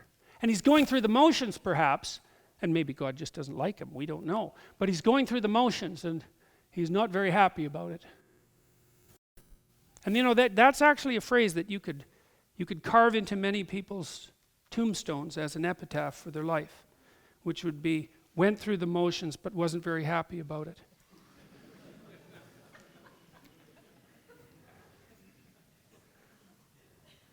This is really an interesting one, I think. I mean, so I don't know what God's doing here exactly, but he's helping ignite the sacrificial flame. And that's kind of an interesting idea, I think, because, you know, let's say that you have an impulse to make a sacrifice. You think, well, I should change this about my life. Well, it's like, where does that come from, that impulse? It's just, well, it manifests itself out of nothing. So, well, or you came up with it. Well, you might want to stop thinking so surely that you come up with your own thoughts. You don't come up with your damn dreams, do you? They just happen. And God only knows where they come from. They come from your brain. Oh boy, that's a sophisticated answer. They come from your unconscious. Well, that's not much better. At least it's somewhat better. But there those amazing dramas take place in the theater of your imagination at night. You don't even understand what they are, and yet they occur night after night. And those things, dreams, they can contain wisdom that it just staggers the person who has the dream once they get the key to the dream, once they remember it. It's like, oh, look, you just revealed a bunch of wisdom to yourself that you didn't know. Well, where'd that come from? Well, you don't know. How in the world can you dream up things that you don't know? That's a tough one. Maybe we'll talk about that at some point in this lecture series, because there are some reasonable things that can be said about that. But, you know, the idea that there's something that's not you. Jung would call it the self. Carl Jung would call it the self, which he thought of as the totality of your being across time and space. It's something like that. And that, you know, each second that you exist is a slice of the self manifesting itself across time and space. And he thought of the self as partly the voice of conscience, whatever that is, that helps guide you when you have to make a difficult decision. And a difficult decision might be, well, what do I need to sacrifice? How do I need to discipline myself, right? What do I need to forego? Well, how do you figure those things out? Well, you know, this picture is trying to put forth the idea that perhaps if you had established the proper relationship with God the Father, and we've talked about what that might mean, then he would help figure out how to get the sacrificial fires burning so that you could stay in a proper relationship with him across time. Well, if that's such an unreasonable proposition, what's the alternative proposition? Well, this isn't working out very well, that's for sure. You know, Cain seems to be doing it, I don't know what it is. It's like, it's as if he thinks he can only do it himself, or maybe he wants only to take credit for it, or something like that. He's not in this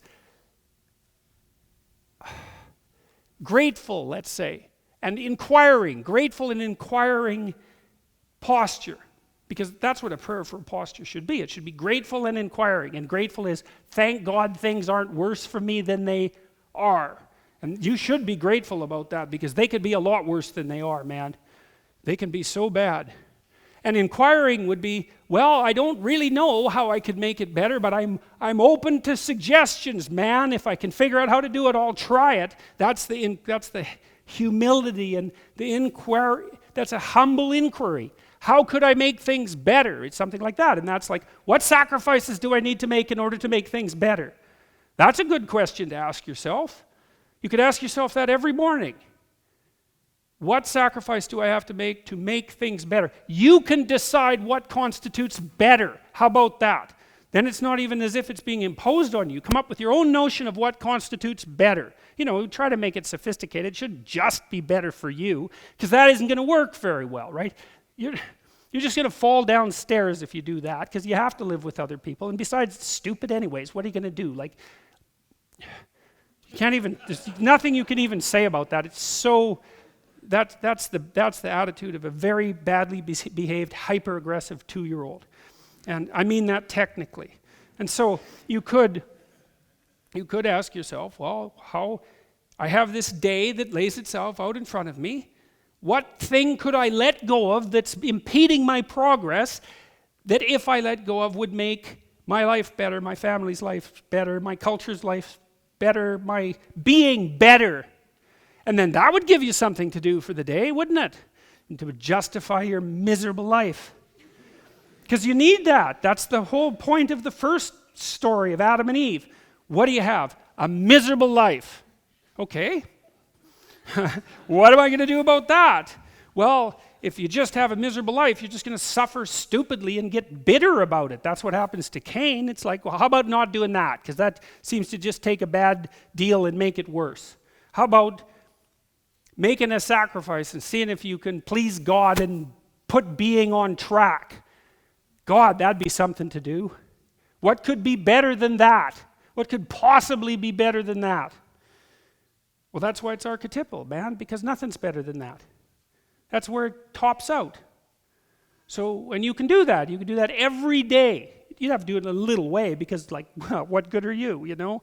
You're not going to go and bring the socialist utopia into being in one fell swoop.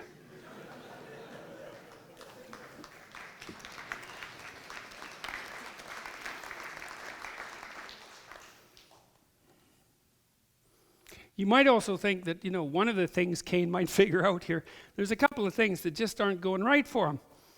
Downwind of the fire, not the right place to blow from. And the fact that he's enveloped in haze and smoke and breathing it in and the fire isn't burning might be an indication that he's doing something wrong. Or he could be wiping his eyes and saying, Jesus, what kind of stupid bloody universe would produce smoke like this? It's like, yes, well, that's the more likely outcome. And the Lord said unto Cain, why art thou wroth? And why is thy countenance fallen? If thou doest well, shalt thou not be accepted. Now that's an interesting line, because, and I've looked at a variety of different translations of this 7th verse here, like a bunch of them, because the translation for that's a critical line, and the translation really matters. And so I'll tell you what I think the story is, what I've been able to figure out. And I'm sure I haven't got it completely right, but it's... So he asks, God says to him, if you do well, won't you be accepted? Well, there's a hint there, right? It's something like, well, things aren't going so well for you. So the first thing you might think is, you're not doing well. Well, does that mean you're not doing good? Does that not mean you're not acting properly? It means it's the hint, because God is suggesting that if you were doing it properly, you would be successful. I had a friend at one point who was a very bitter person. And he had a bunch of problems, and some of them were self-inflicted, and some of them were fate, I suppose. And he had become very, very destructive, murderously destructive, genocidally destructive, I would say. You could see it in his dreams. And he lived with me for a while. And I knew him very well. He was a friend of mine from the time I was 12 until the time he committed suicide when he was about 40. And when he lived with me, I was trying to help him get on his feet, which was why he had come to live with me, because he thought maybe I could help him get on his feet.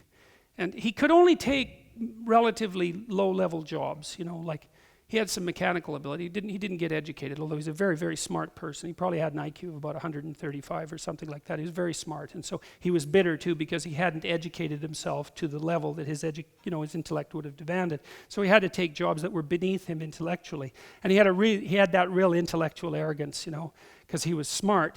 And really smart people often come to believe that only smart matters. And if they're smart and all that matters is smart, and then the world isn't sort of laying itself at their feet, then they've been terribly betrayed. And then they cling to their intelligence, which is more like a talent or a gift, like it's an idol, a false idol, which is exactly what it is, and a very dangerous one, and get cynical about the stupidity of the world and the fact that their talents weren't properly recognized. And that's just not that helpful, because smart is a good thing, but I'll tell you, if you don't use it properly, it will devour you, just like all arbitrarily assigned talents, right? So you might have a talent, but it's your friend if you use it properly, and if you misuse it, it will be your enemy. And maybe that's how God keeps the cosmic scales adjusted. But anyhow, my friend was a very smart person, although not as smart as he thought he was, unfortunately, but he hadn't done what would have been necessary with that intelligence to make it manifest itself properly in the world, and that also embittered him, because he also knew that there was more that he could have done if he would have done it, and perhaps more that he could still do. What I was suggesting to him while he was living with us, because he was, 2 levels from homeless by that point, was that he should find a job that he could find, working in a garage, working in a shop, something like that, because he had some mechanical ability, and that he should separate himself from the arrogance that made him presume that such a job would be beneath him, because at that point no job was beneath him. But more importantly, it's not so obvious that jobs are beneath people, because imagine you have a job as a checkout person in a grocery store. It's a fairly unskilled job. You can be some miserable, resentful, horrid bastard doing that job, boy. You can come in there just exuding resentment and bitterness and making mistakes and making sure that every customer that passes by you has a slightly worse day than they need to, right? And pilfering time and perhaps pilfering goods and being resentful about the people who gave you the position because they're above you in the dominance hierarchy, and talking, bad things, gossiping behind the back of your co-workers. It's like you can take your menial position, self-described, and turn that into a very nice little slice of hell. That's for sure. And you go into places like that. I always think of the archetypal diner in that way. You guys have been in this diner.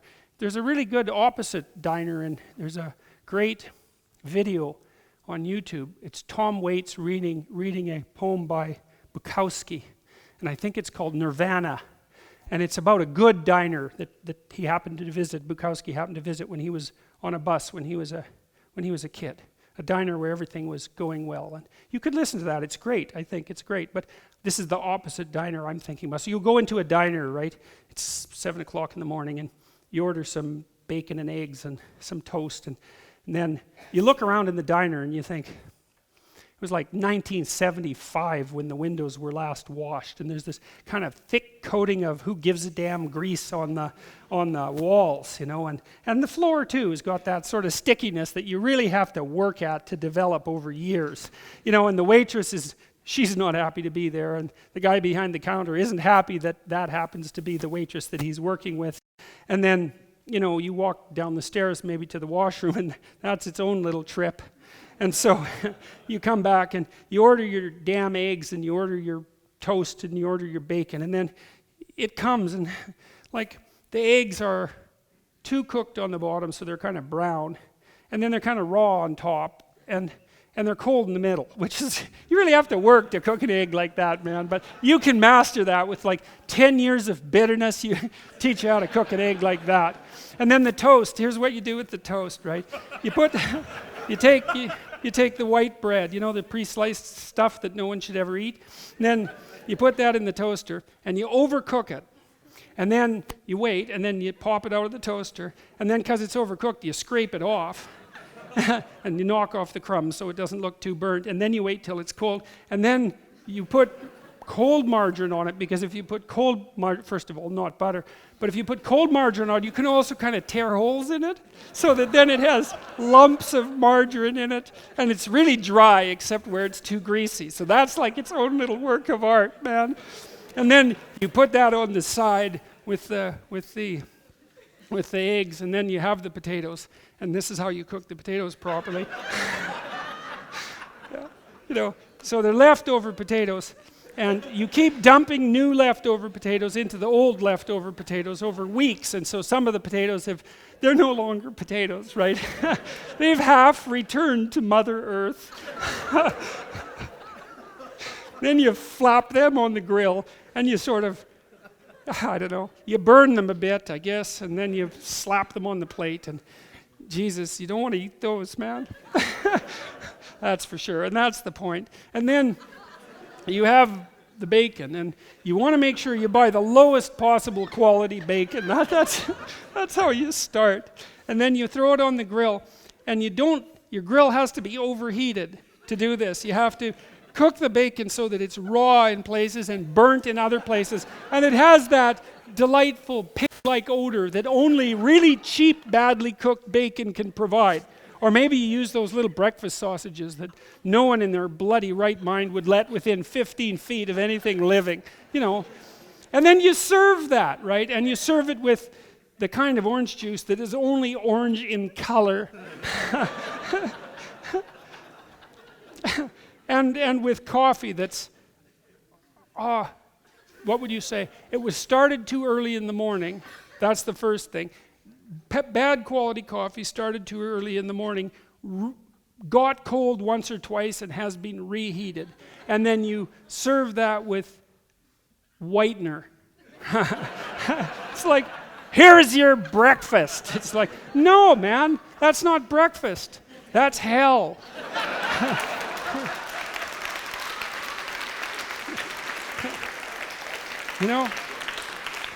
And you created it. And then what you do, if you have a diner like that, is because you have a miserable life if you have a diner like that, and you've really worked on achieving that, is every night you go home and you curse your wife and you curse your kids and you fucking well curse God too for producing a universe where a diner like yours is allowed to exist. And that's your bloody life. So that's what God's trying to point out here is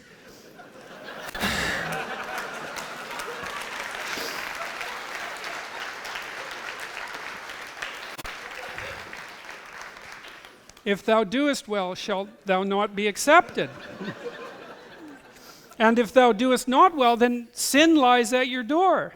Well, so I looked at lots of translations for this, and actually, the next line is, and unto thee shall be his desire. Yes. What God actually says is something like this, is like, things aren't going so well for you, but if you were behaving properly, they would. But instead, this is what you've done. Sin came to your door, and sin means to, pull your arrow back and to miss the target. Sin came to your door. But he uses a metaphor, and the metaphor is something like, sin came to your door like this sexually aroused cat, predator thing, and you invited it in first, and then you let it have its way with you. It's like you entered into a creative, he uses a sexual metaphor, you entered into a creative exchange with it and gave birth to something as a consequence, and that what you gave birth to, that's your life. And you knew it. You're self-conscious after all. You knew you were doing this, and you conspired with this thing to produce the situation that you're in.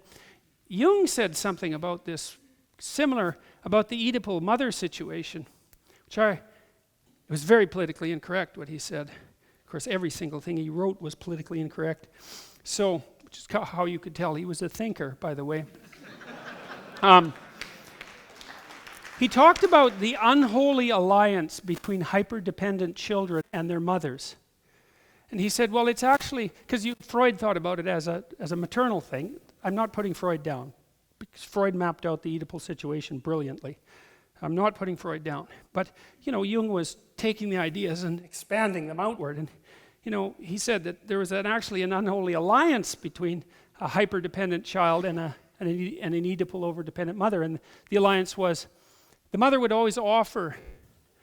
So maybe the kid is supposed to go off and do something that would require a little bit of courage and effort. And the mother says, well, are you sure you're feeling well enough to do it? And then the child could say, yes. Or the child could say no, and then, be put in bed and babied and all of that. But the thing is, the child made the damn decision too.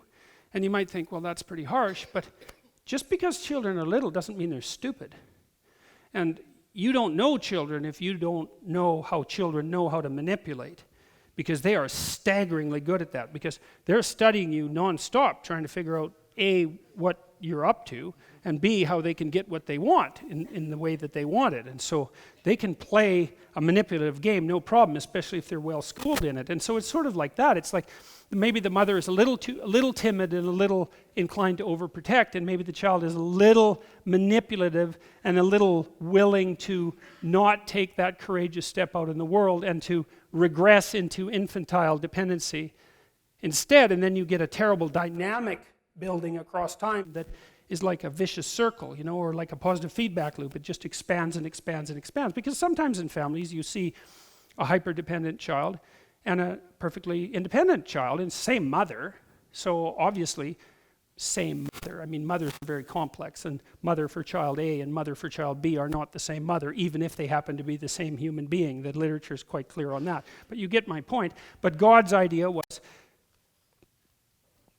not only are you not doing well because you're not doing well, but you're not doing well because you've actually really spent a lot of work figuring out how to not do well. This is like creative effort on your part. And if you read about truly malevolent people, and you could start with the Columbine killers because they left some very interesting diaries behind, so I would recommend them. There's plenty of serial killers you could read about, and the people who've really gone out and done dark things, and I've read more than my fair share of that sort of thing and understand it quite well. If you really want to have your countenance fall and be wroth, 10 years of brooding on your own catastrophe, sort of alone, and letting your fantasies take shape, and egging them on, and allowing them to flourish and, let's say, take possession of you, because that's exactly the right way to think about it.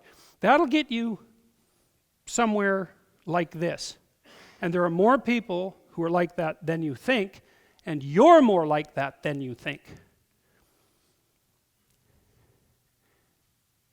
Well, so Cain, he's obviously not very happy about this whole answer, obviously, because the last thing you want to hear if your life is turned into a catastrophe and you take God to task for creating a universe where that sort of thing was allowed, is that it's your own damn fault and you should straighten up and fly right, so to speak, and you shouldn't be complaining about the nature of being. But that is the answer he gets. And so then what happens? Well, we have to infer that if Cain was angry before, that he's a lot more angry now.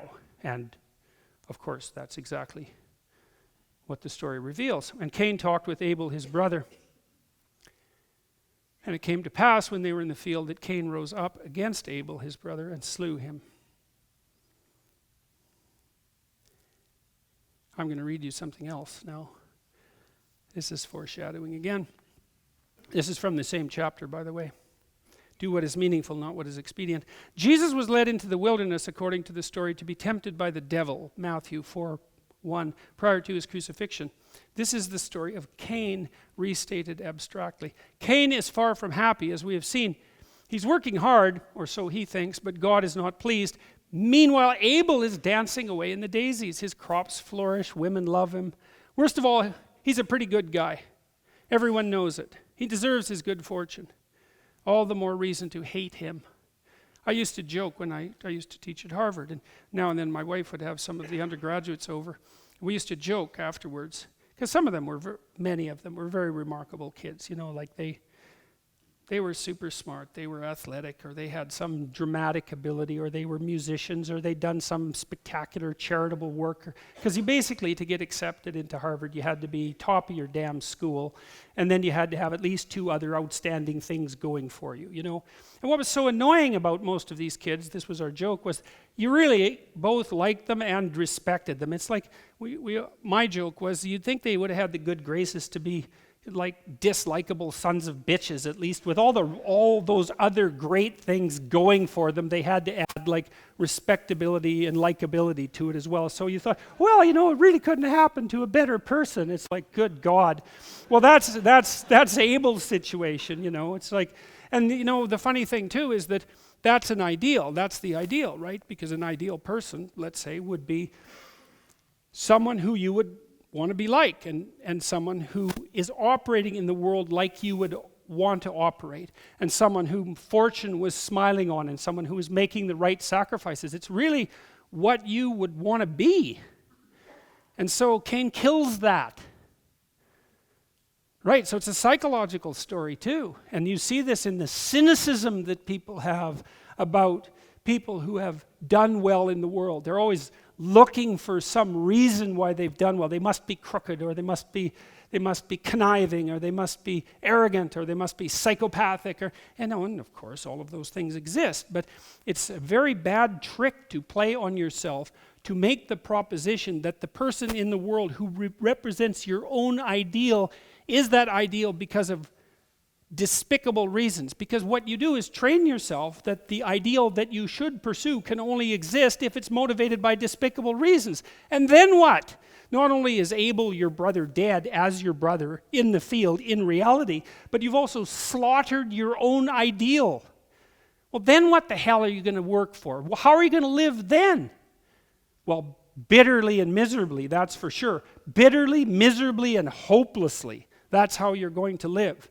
And it's so rare that I see, especially publicly, that people honestly admit, with sports figures they'll do it. That's one place where that seems to happen. But it's so uncommon for expressions of admiration and gratitude to manifest themselves in any public communication of any sort. Newspapers, TV, YouTube, Twitter.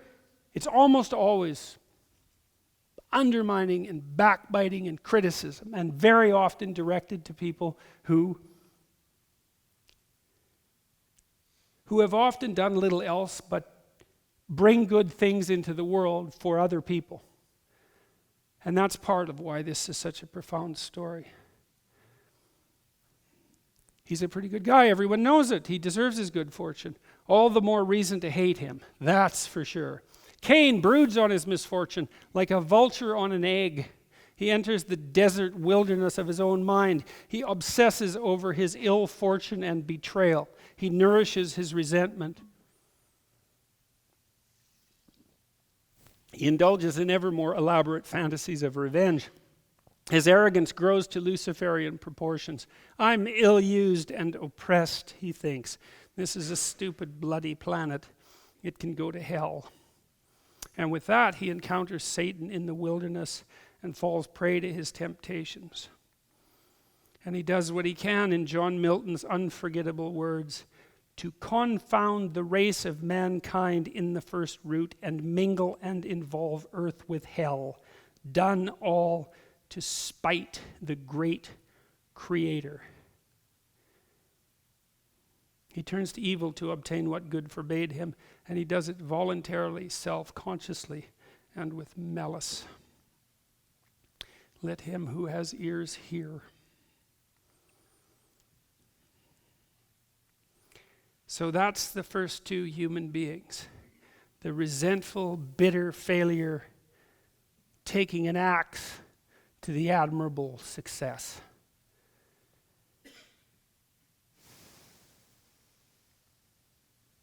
And the Lord said unto Cain, where is Abel thy brother? And he said, I know not. Am I my brother's keeper? And he said, what hast thou done? The voice of thy brother's blood crieth unto me from the ground. Now art thou cursed from the earth, which hath opened her mouth to receive thy brother's blood from thy hand. If you want to understand that, which I would recommend, you could read Dostoevsky's Crime and Punishment. It's a great novel. I think it might be the greatest novel ever written, because I haven't read every novel, but in my experience, it's the greatest novel. And it is exactly this. It says what happens psychologically if you commit the ultimate crime. It's amazing. It's absolutely amazing. There's no psychologist like Dostoevsky. When thou tillest the ground, it shall not henceforth yield unto thee her strength. A fugitive and a vagabond shalt thou be in the earth. And Cain said unto the Lord, my punishment is greater than I can bear. Now, one of the things that's interesting about this is that, I think the punishment that God lays on Cain it's like the inevitable consequences of Cain's action. It's something like that. It's like, well, he killed his brother. There's no going back from that, man. Like, good luck forgiving yourself for that. Especially if he was an ideal. Especially if he was your ideal. Because you haven't just killed your brother and, of course, tortured your parents and the rest of your family. You've deprived the community of someone who is upstanding. And you did it for the worst possible motivations. It's like, there's no up from there, right? That's as close to hell as you can manage on earth, I would say. And Cain said unto the Lord, my punishment is greater than I can bear. Behold, thou hast driven me out this day from the face of the earth, and from thy face shall I be hid. That too is like, there's also no turning back to God, let's say, after an error like that, because, well, you've done everything you possibly could to spite God, assuming he exists, and the probability that you're going to be able to mend that relationship in your now broken state, when you couldn't mend it to begin with before you did something so terrible, starts to move towards zero. And it shall come to pass that everyone that findeth me shall slay me. And the Lord said unto him, therefore, whosoever slayeth Cain, vengeance shall be taken on him sevenfold.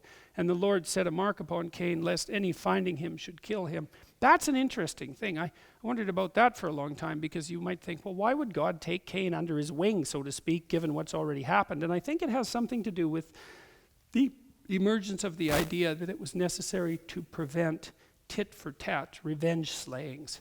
It's something like that, and there's hints of that later in the text, because, it's like, well, I kill your brother, and then you kill two of my brothers, and then I kill your whole family, and then you kill my whole town, and then I kill your whole country, and then we blow up the world. It's like, yeah, that's probably not a very intelligent solution to the initial problem, even though the initial problem, which might be a murder, is not an easy thing to solve.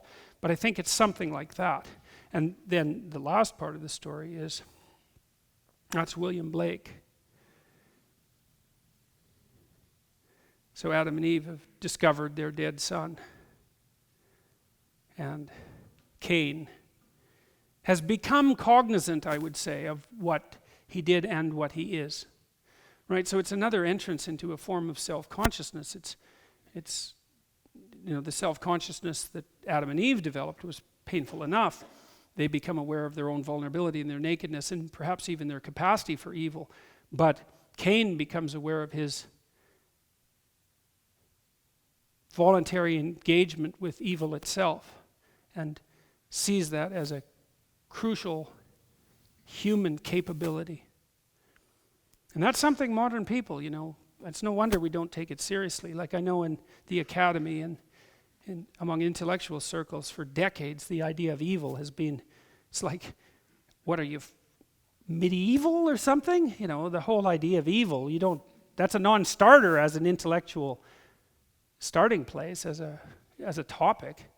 And that's something that I've just been unable to understand, because I cannot understand how you could possibly have more than a cursory knowledge of the history of the 20th century, much less a deep knowledge of the history of the 20th century, and to walk away with any other conclusion than, well, good might not exist, but evil, hey, the evidence for that is so overwhelming that only willful blindness could possibly explain denying in its existence. And that was actually a useful discovery for me, because I also concluded, perhaps, that if it was true evil existed, then it was true by inference that its opposite existed. Because the opposite of evil, let's say the evil of the concentration camp, let's say, or we could get more specific about it. We could say there's this one thing that used to happen in Auschwitz, where they would take people off the incoming trains, those who lived, that weren't stacked around the outside of the train cars, and froze to death because it was too cold. Those who only had to be stuck in the middle where it was warm enough so that maybe the old people died because they suffocated, but at least some of them were alive when they made it to Auschwitz, and then they took those poor people out. One of the tricks that the guards used to play on them was to have the newly arrived prisoners hoist like 100-pound sacks of wet salt and carry them from one side of the compound. And these compounds were big. This was a city. It wasn't like a gymnasium. It was like a city. There were tens of thousands of people there. They'd have them carry the sack of wet salt from one side of the compound to the other and then back. Right? And that was to make a mockery out of the notion that work would set you free. It's like, no, you work here, but there's nothing productive about it. The whole point, it's exactly the opposite of sacrifice in some sense.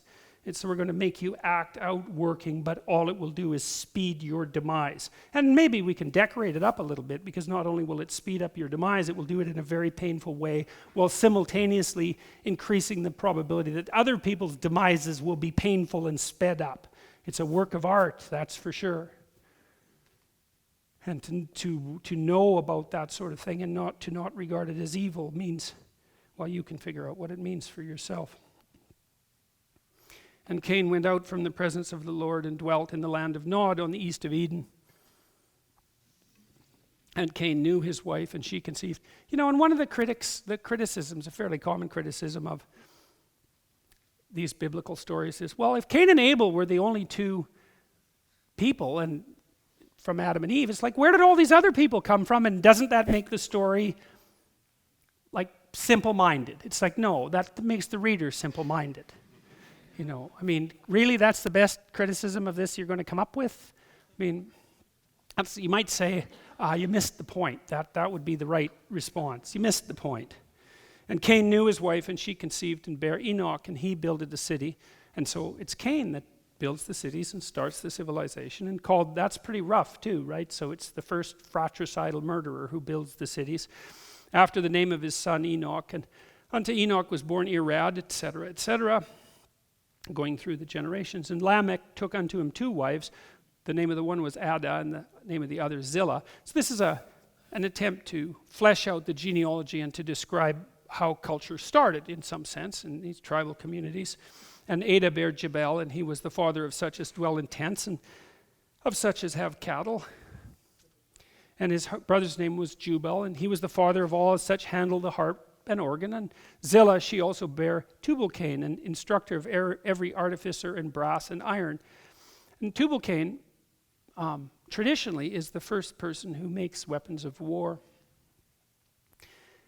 And Lamech, back to Lamech, a descendant of Cain, said unto his wives Ada and Zillah, hear my voice, ye wives of Lamech, hearken unto my speech. For I have slain a man to my wounding, and a young man to my hurt. If Cain be avenged sevenfold, truly Lamech 70 and sevenfold. Well, what I see in that is this proclivity of this murderous capacity of Cain as it manifests itself as society develops to a murderous intent that transcends the mere killing of a brother. You hurt me, I hurt you back. It's no. You hurt me, I kill you and 6 other people. And the thing that happens after that is to not make it 7 people, but to make it 70 people. And so there's this idea that once that first murderous seed is sown, it has this proclivity to manifest itself exponentially. And that's a warning. And that's also why I think Tubal-Cain, who's one of Cain's descendants, was the first person who made weapons of war.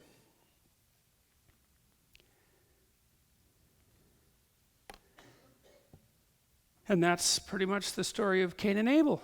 And it's a hell of a story, as far as I can tell. And I think it's worth thinking about pretty much forever, because there's so many, it has so many facets, And I think the most usefully revealing of those facets is the potential for the story, once understood, to shed light on not your own failure, not even on your rejection by being, let's say, but on the proclivity to murder the best and the best in you for revenge upon that violation. Because what that means, and we know that knowledge of good and evil entered the world, so to speak, with Adam and Eve's transgression, is that now not only does humanity have to contend with tragedy and suffering, and even the unharvested fruits of proper sacrifice, but with the introduction of real malevolence into the world. So there's the fall into history, and then there's the discovery of sacrifice as a medication for the fall, and then there's a counterposition, which is the emergence of malevolence as the enemy of proper sacrifice. And that's where we're left at the end of Cain and Abel. And that's the end of that lecture. Thank you.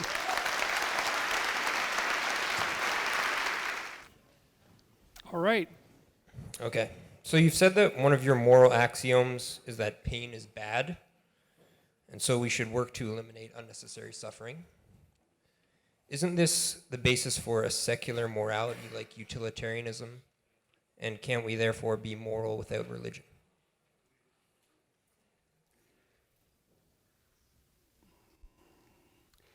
Well, I don't think that it's, first of all, probably to the first question, but that's also, that derivation is predicated on the idea that that's the only idea, that I'm putting forward as an ethical idea, and it's not. If that was the only idea, well, then you could derive from that a fairly straightforward brand of utilitarianism. But it also, I think, to push the argument in that direction also necessitates the reduction of what might constitute pain to something too unidimensional, because I think suffering is a better term than pain, although pain in some sense is at the core of suffering. Suffering is a multidimensional phenomena, and I don't think that you can draw a simple utilitarian argument from that, either the existence of suffering or the observation that it's the reduction of unnecessary suffering might be a good thing. So I'm also leery of those. See, it's not reasonable in some sense to reduce a complex set of ideas to a single proposition, and then say the ideas that I've been putting forward, and then to reduce another complex philosophical set of ideas to a single proposition, and then say, aren't those two things the same? And they are once you reduce them to the two simple axioms, or you could argue that they're the same, but I would say there's a tremendous amount left out in the telling, and that what's left out is relevant. It kind of reminds me of those philosophical games that psychologists often play. It's like, well, if there was, I think what's the one, I don't know if I can recall this properly. It's the trolley cart problem. It's something like, if there was a train that was out of control and it was going towards 6 people on one track, would you flip a switch so it switched tracks and only killed one person? Would you do that? And I read a question like that and I think, that's a stupid question. And the reason I think that is because you can't take a situation like that and render it properly by reducing it to that question. And then you also can't assume that the person who answers that question would in fact act in the way they answered. You can't presume any of that. It's like, because in a situation like that, in a high stress situation like that, the devil is in the details. And I've dealt with situations like that a number of times and know perfectly well that the devil's in the details. So I think that there's an intellectual reduction to make a philosophical point that doesn't give the complexity of the topic justice. And then there was a second part to that, which was, and therefore can't we be moral without religion? Well, I would say that question also suffers in some sense from the same problem of formulation.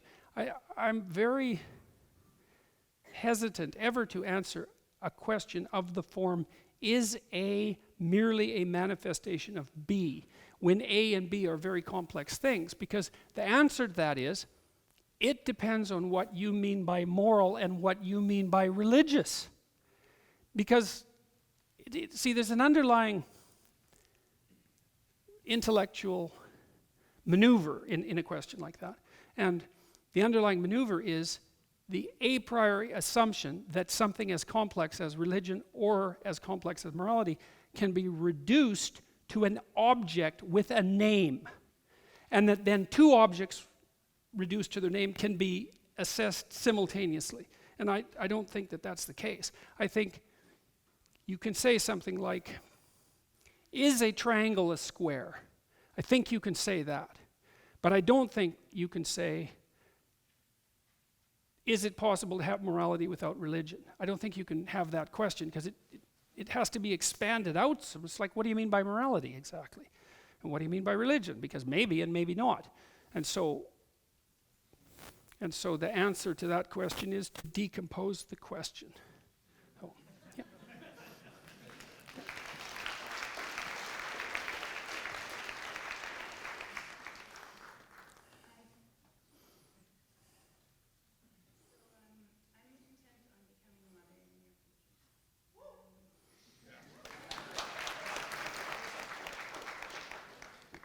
I don't want my young children indoctrinated with dangerous ideas.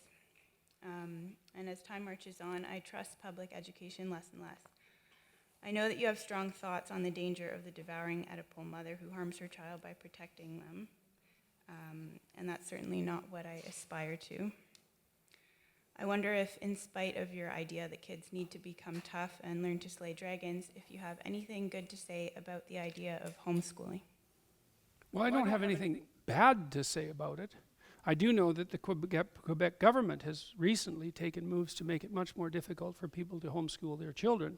And it's not like 5 years ago, 15 years ago, I would have presumed that the vast majority of people who were homeschooling their children were to be viewed with skepticism initially. I'm not so sure about that anymore. For example, I was sent a poster today.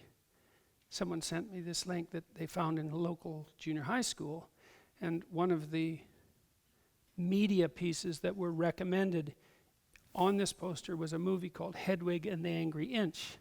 Now, I thought that was a terrible movie, even though I'm perfectly capable of enjoying bizarre movies. But so it's a bizarre movie, that's for sure, but I also thought it was a terrible, bitter movie. Terrible and bitter. Those are separate. A movie can be bitter and be quite great, but it was a terrible movie and it was a bitter movie. But I can tell you one bloody thing about that movie.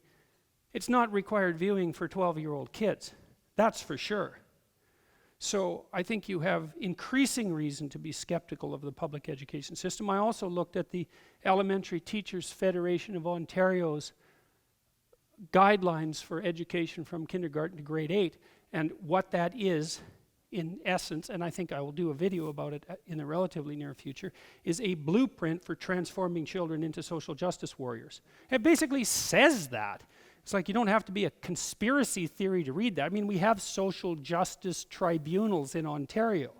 And so the idea is, well, if you're going to get your children, if you're going to get people to, what would you say, favor equity properly, well, then you better start teaching them while they're young.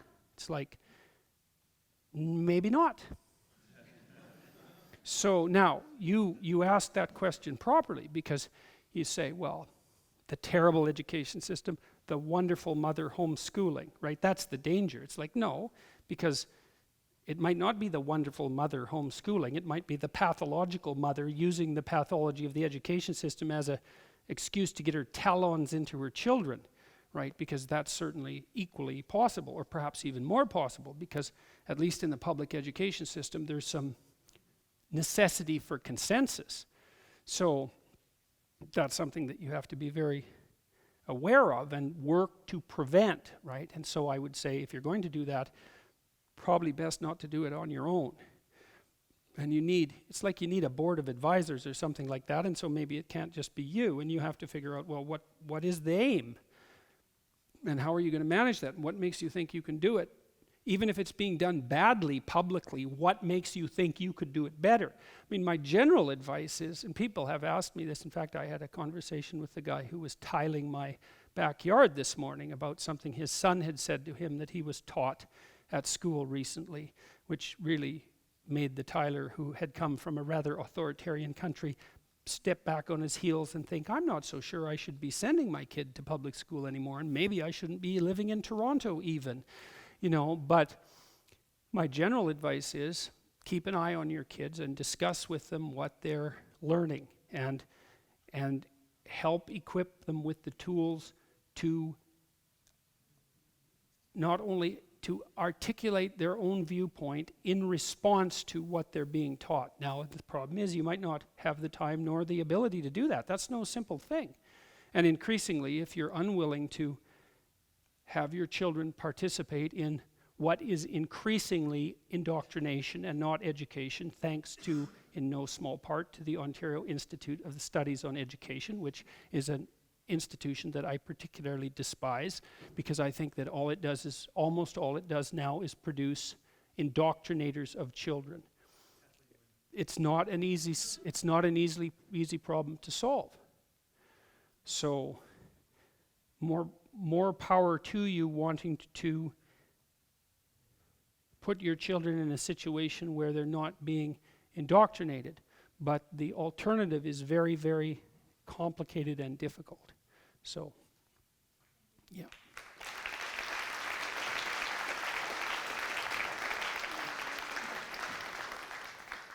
Hello, Dr. Peterson. Thank you for the lecture. I was wondering, is there a shamanic basis to the story of Adam and Eve? Likely. I would say, generally speaking, there's a shamanic basis to almost all the religious traditions, because that's the milieu out of which the religious traditions emerged. Now, I can't say much more than that, because I don't know, and no one does, the particularities. I mean, you might say, well, is there an allusion to the ingestion of psychoactive chemicals in the Adam and Eve story? And people have made that case, and there's been powerful cases made. So there's a book, for example, I think it's called Soma, by a guy named Gordon Wasson, who was the first person, an amateur mycologist, who was the first person to propose that the soma of the Hindus were Amanita muscaria mushrooms, which is actually those are the red mushrooms with the white dots that you always see on fairy tales, the cute ones. Toadstools. Flies like to eat them. They're called fly agaric also, and flies seem to like getting stoned. I know that's weird. I know that's a weird thing to say, but I have a good book on animal use of psychedelics, and more animals use them than you might think. But anyways, there is some evidence that of use of the ingestion of fruits, let's say, metaphorically speaking, as an aid to the transformation of consciousness that goes back so far that, well, forever as far as human beings are concerned. But to specifically tie that to the Adam and Eve story, I haven't been able to see any evidence that would definitely link them. There's been a lot of interesting books written about that. There's one that was quite a kind of a weird hit I think in the late 60s, might have been early 70s. It sort of got brushed off as a hippie book, but it really wasn't. It's called The Sacred Mushroom and the Cross. That's the sort of book you read and you think, I don't know what to do about that. I have no idea what to do about that book. So that's all I can say about that. Yep.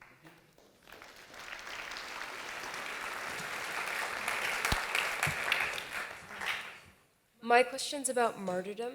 So, what do you think martyrdom, or the willingness to suffer and die for what you believe, if anything, says of the convictions? And what do you think is the benefit for the martyr, which is at least traditionally immaterial and transcendent good, compared to the regular sacrifice or practical sacrifice, which is ordered to the future material, psychological, or economic good? Man, you guys really come up with some wicked questions.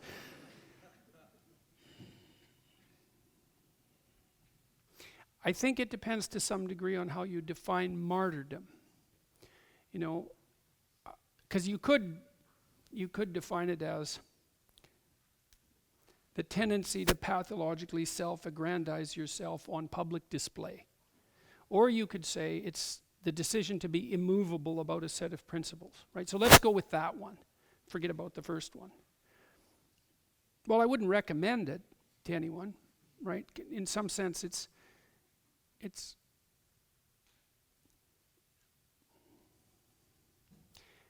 that's a really tough one.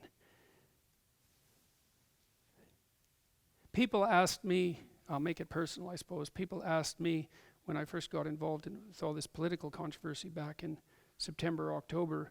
Well, they asked me a couple of things. They asked me if this was the hill that I really would choose to die on. It's like pronouns and the transgender issue. Yeah, well, it's not one I would have picked, but I mean, it was about language, you know, and that makes it non-trivial. And Bill C-16 was passed this week, as you know, and one of the things that was quite interesting about that, and I will answer your question, was that Brenda Kossman, who was the woman that I debated, I think it's one of the persons that I debated, didn't like to be referred to as a woman, but I didn't think it was Brenda. Anyways, she wrote an op-ed, and I believe it was in the Globe and Mail, but it might have been the National Post, saying, as I knew she would say, that Bill C-16 was just the beginning, right? That we have plenty of work left to do. And yes, you can bloody well be sure that we have plenty of work left to do. Anyways, I was asked during that period of time whether or not I was being a martyr, you know, and I thought, well, it's not really one of my ambitions, you know, it's like that sort of torn to the lions thing doesn't sound like exactly something you might aim for.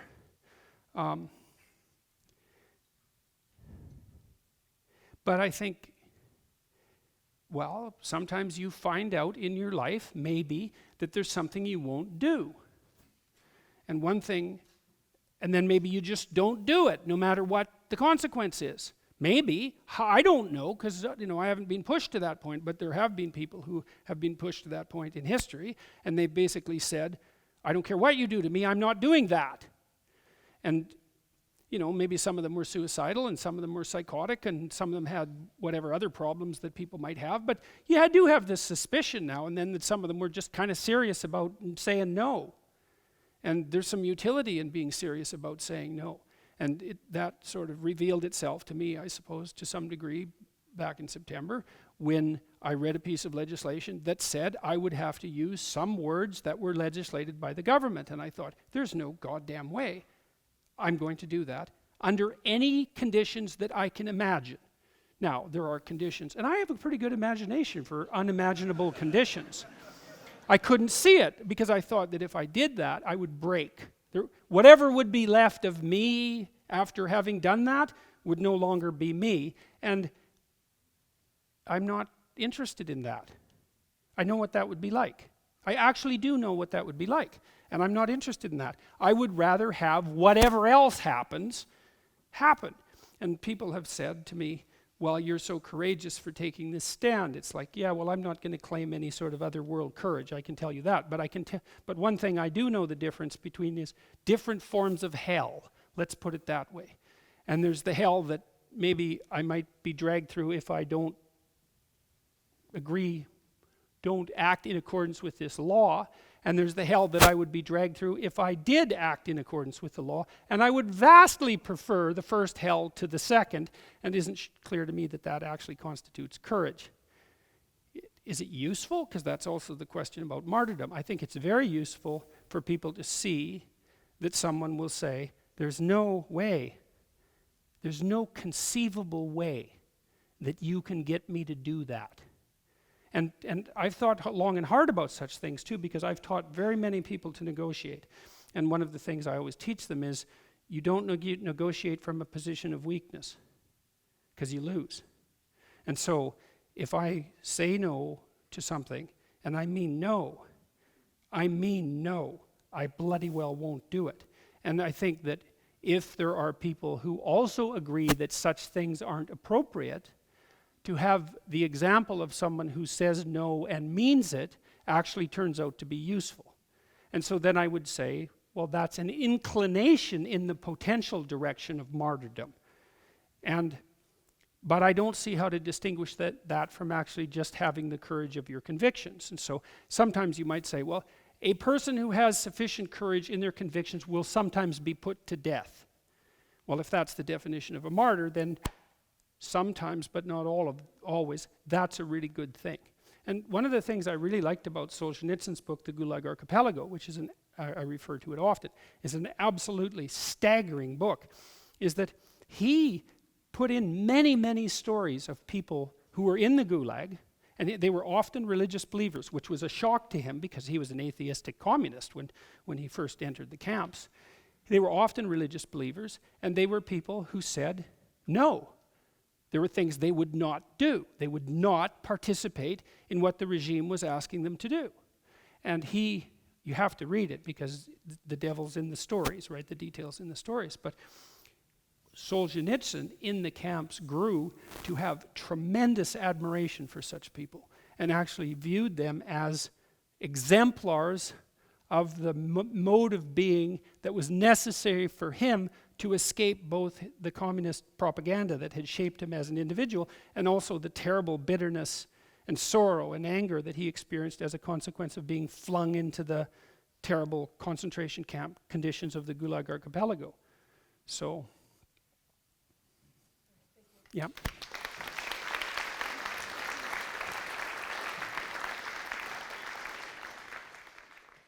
Hey Doc, thanks for staying alive and potentially saving humanity. Yeah, that's good stuff. Wondering about a couple things. Firstly, who won that childhood fight?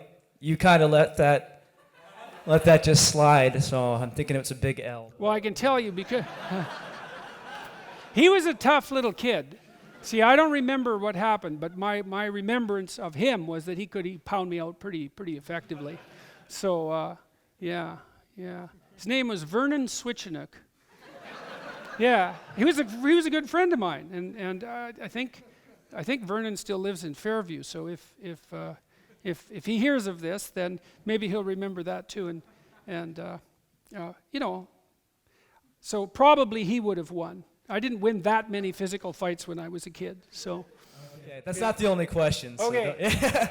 Anyway, cool. I'm not sure if you've actually been asked this before. I've missed the last two lectures, but I'm wondering what your thoughts are on Tolkien, J.R. Tolkien, and his work, not just Lord of the Rings, but the Silmarillion, which is basically like I'm seeing all this and I'm thinking it's like the modern Bible in a way. It's got the weird names like Tubal-Cain and all that stuff, and specifically when we were talking about Cain just now.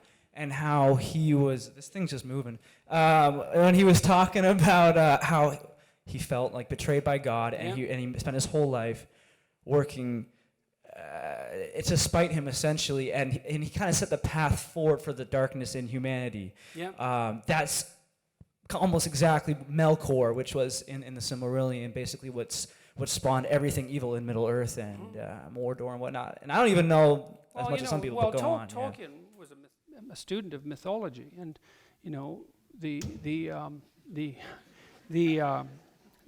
story of the Hobbit is a retelling of Beowulf in large part, and that's a dragon slaying myth, and so the reason that Tolkien and Rowling for that matter are so popular is because they've done a very good job of making the old myths new. And well, look what's happened with the Marvel series. It's the same thing, and with Star Wars and all of that, is that you can't not respond to these stories. Now, you're going to find them in one form or another, and sometimes, well, with the biblical stories, for example, the meaning of the mythological content has become invisible. That's partly the death of God that Nietzsche was referring to. But that doesn't mean that the stories themselves vanish because people have an eternal hunger for them. Now, the problem with them emerging in, let's say, more literary or less sophisticated form, let's take the Marvel movies as an example, is that they're not surrounded by an articulated culture the same way the biblical stories are. So, for example, they're not surrounded by something like Paradise Lost by John Milton, or Dante's Inferno, which are works of unlimited depth.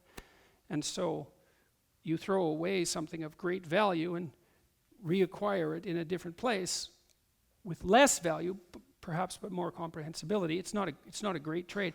That is not a critique of Tolkien. It's not a critique of anybody who's drawing on mythological stories for their narratives. You have to do that to be a good storyteller, but it's nice to go as close to the source as you can as well.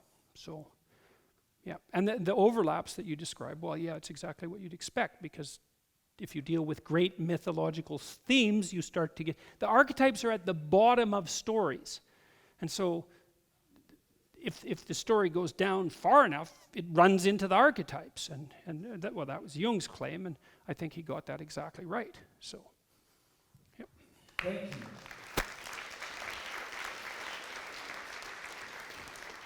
Last one.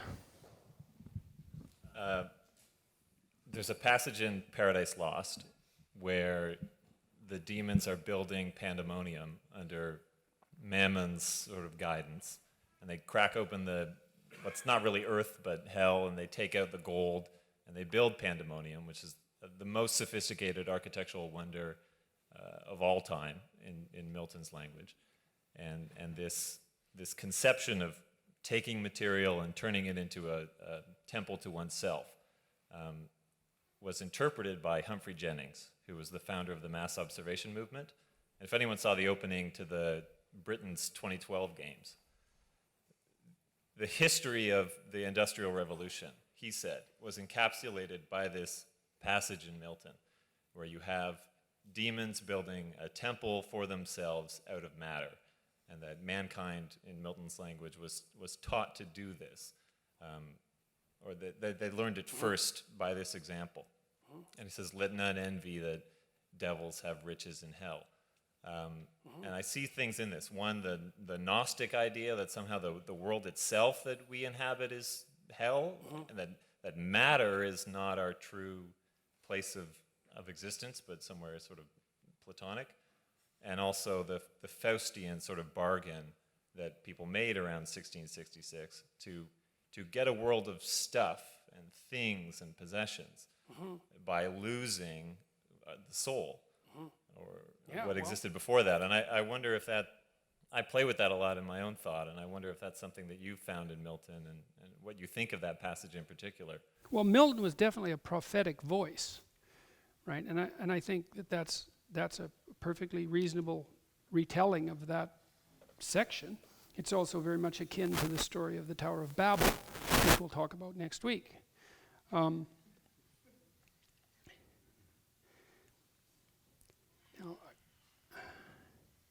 See, the problem, God, it's so complicated. See, one of the things that Jung said about the transformation of the first millennium of Christianity into, let's say, the second millennium of Christianity was that Christianity had promised something like redemption, universal redemption from suffering, maybe in the afterlife, but that was kind of a cop-out, let's say, because it didn't really solve the problem of suffering here and now.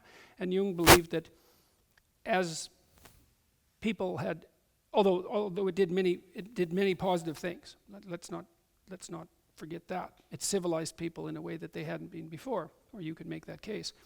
But then there's this underground, at the same time there's this denial of the utility of material reality that went along with the spiritualization of mankind in that Christian millennium.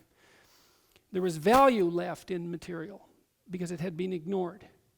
And so then Jung believed that the collective unconscious, broadly speaking, began to be attracted to what had been rejected by the hyper-spiritualization, and started to question whether or not additional value could be extracted from the material, maybe as a adjunct to the spiritual, because maybe true redemption was something like a proper meeting of the spiritual and the material, which wasn't something that seemed to be part and parcel of Christian doctrine up to that point.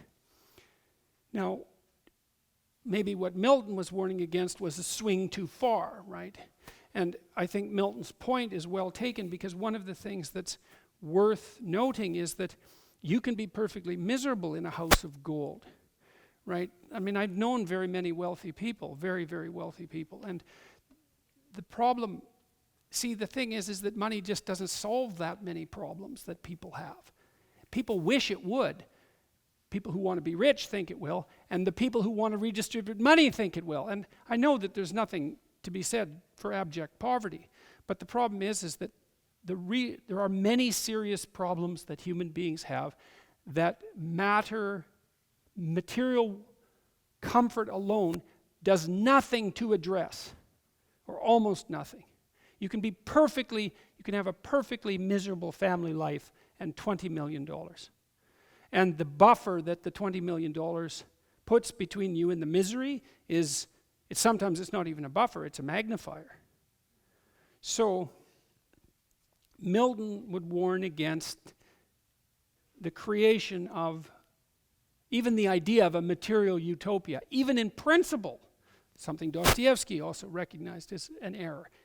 You cannot solve the problem in that manner. And maybe the demonic idea is propaganda that you could. Now maybe there is a balance of some sort, because I don't understand if we were going to build the city of God, let's say. Well, a huge part of the endeavor would have to be spiritual. And to me, a huge part of that would be, it would have to be something predicated, if not on truth, at least on the willingness of people not to lie to one another. Without that, all the material well-being in the world it's a facade. It's like gilding a corpse, right? And I think that's partly what Milton was warning against. I mean, Milton was doing many more things than he knew, of course, because he was a poetic genius of incalculable genius. Right. So, well, you've obviously thought about such things very much, so that was a very good question. So, all right, everyone, good night.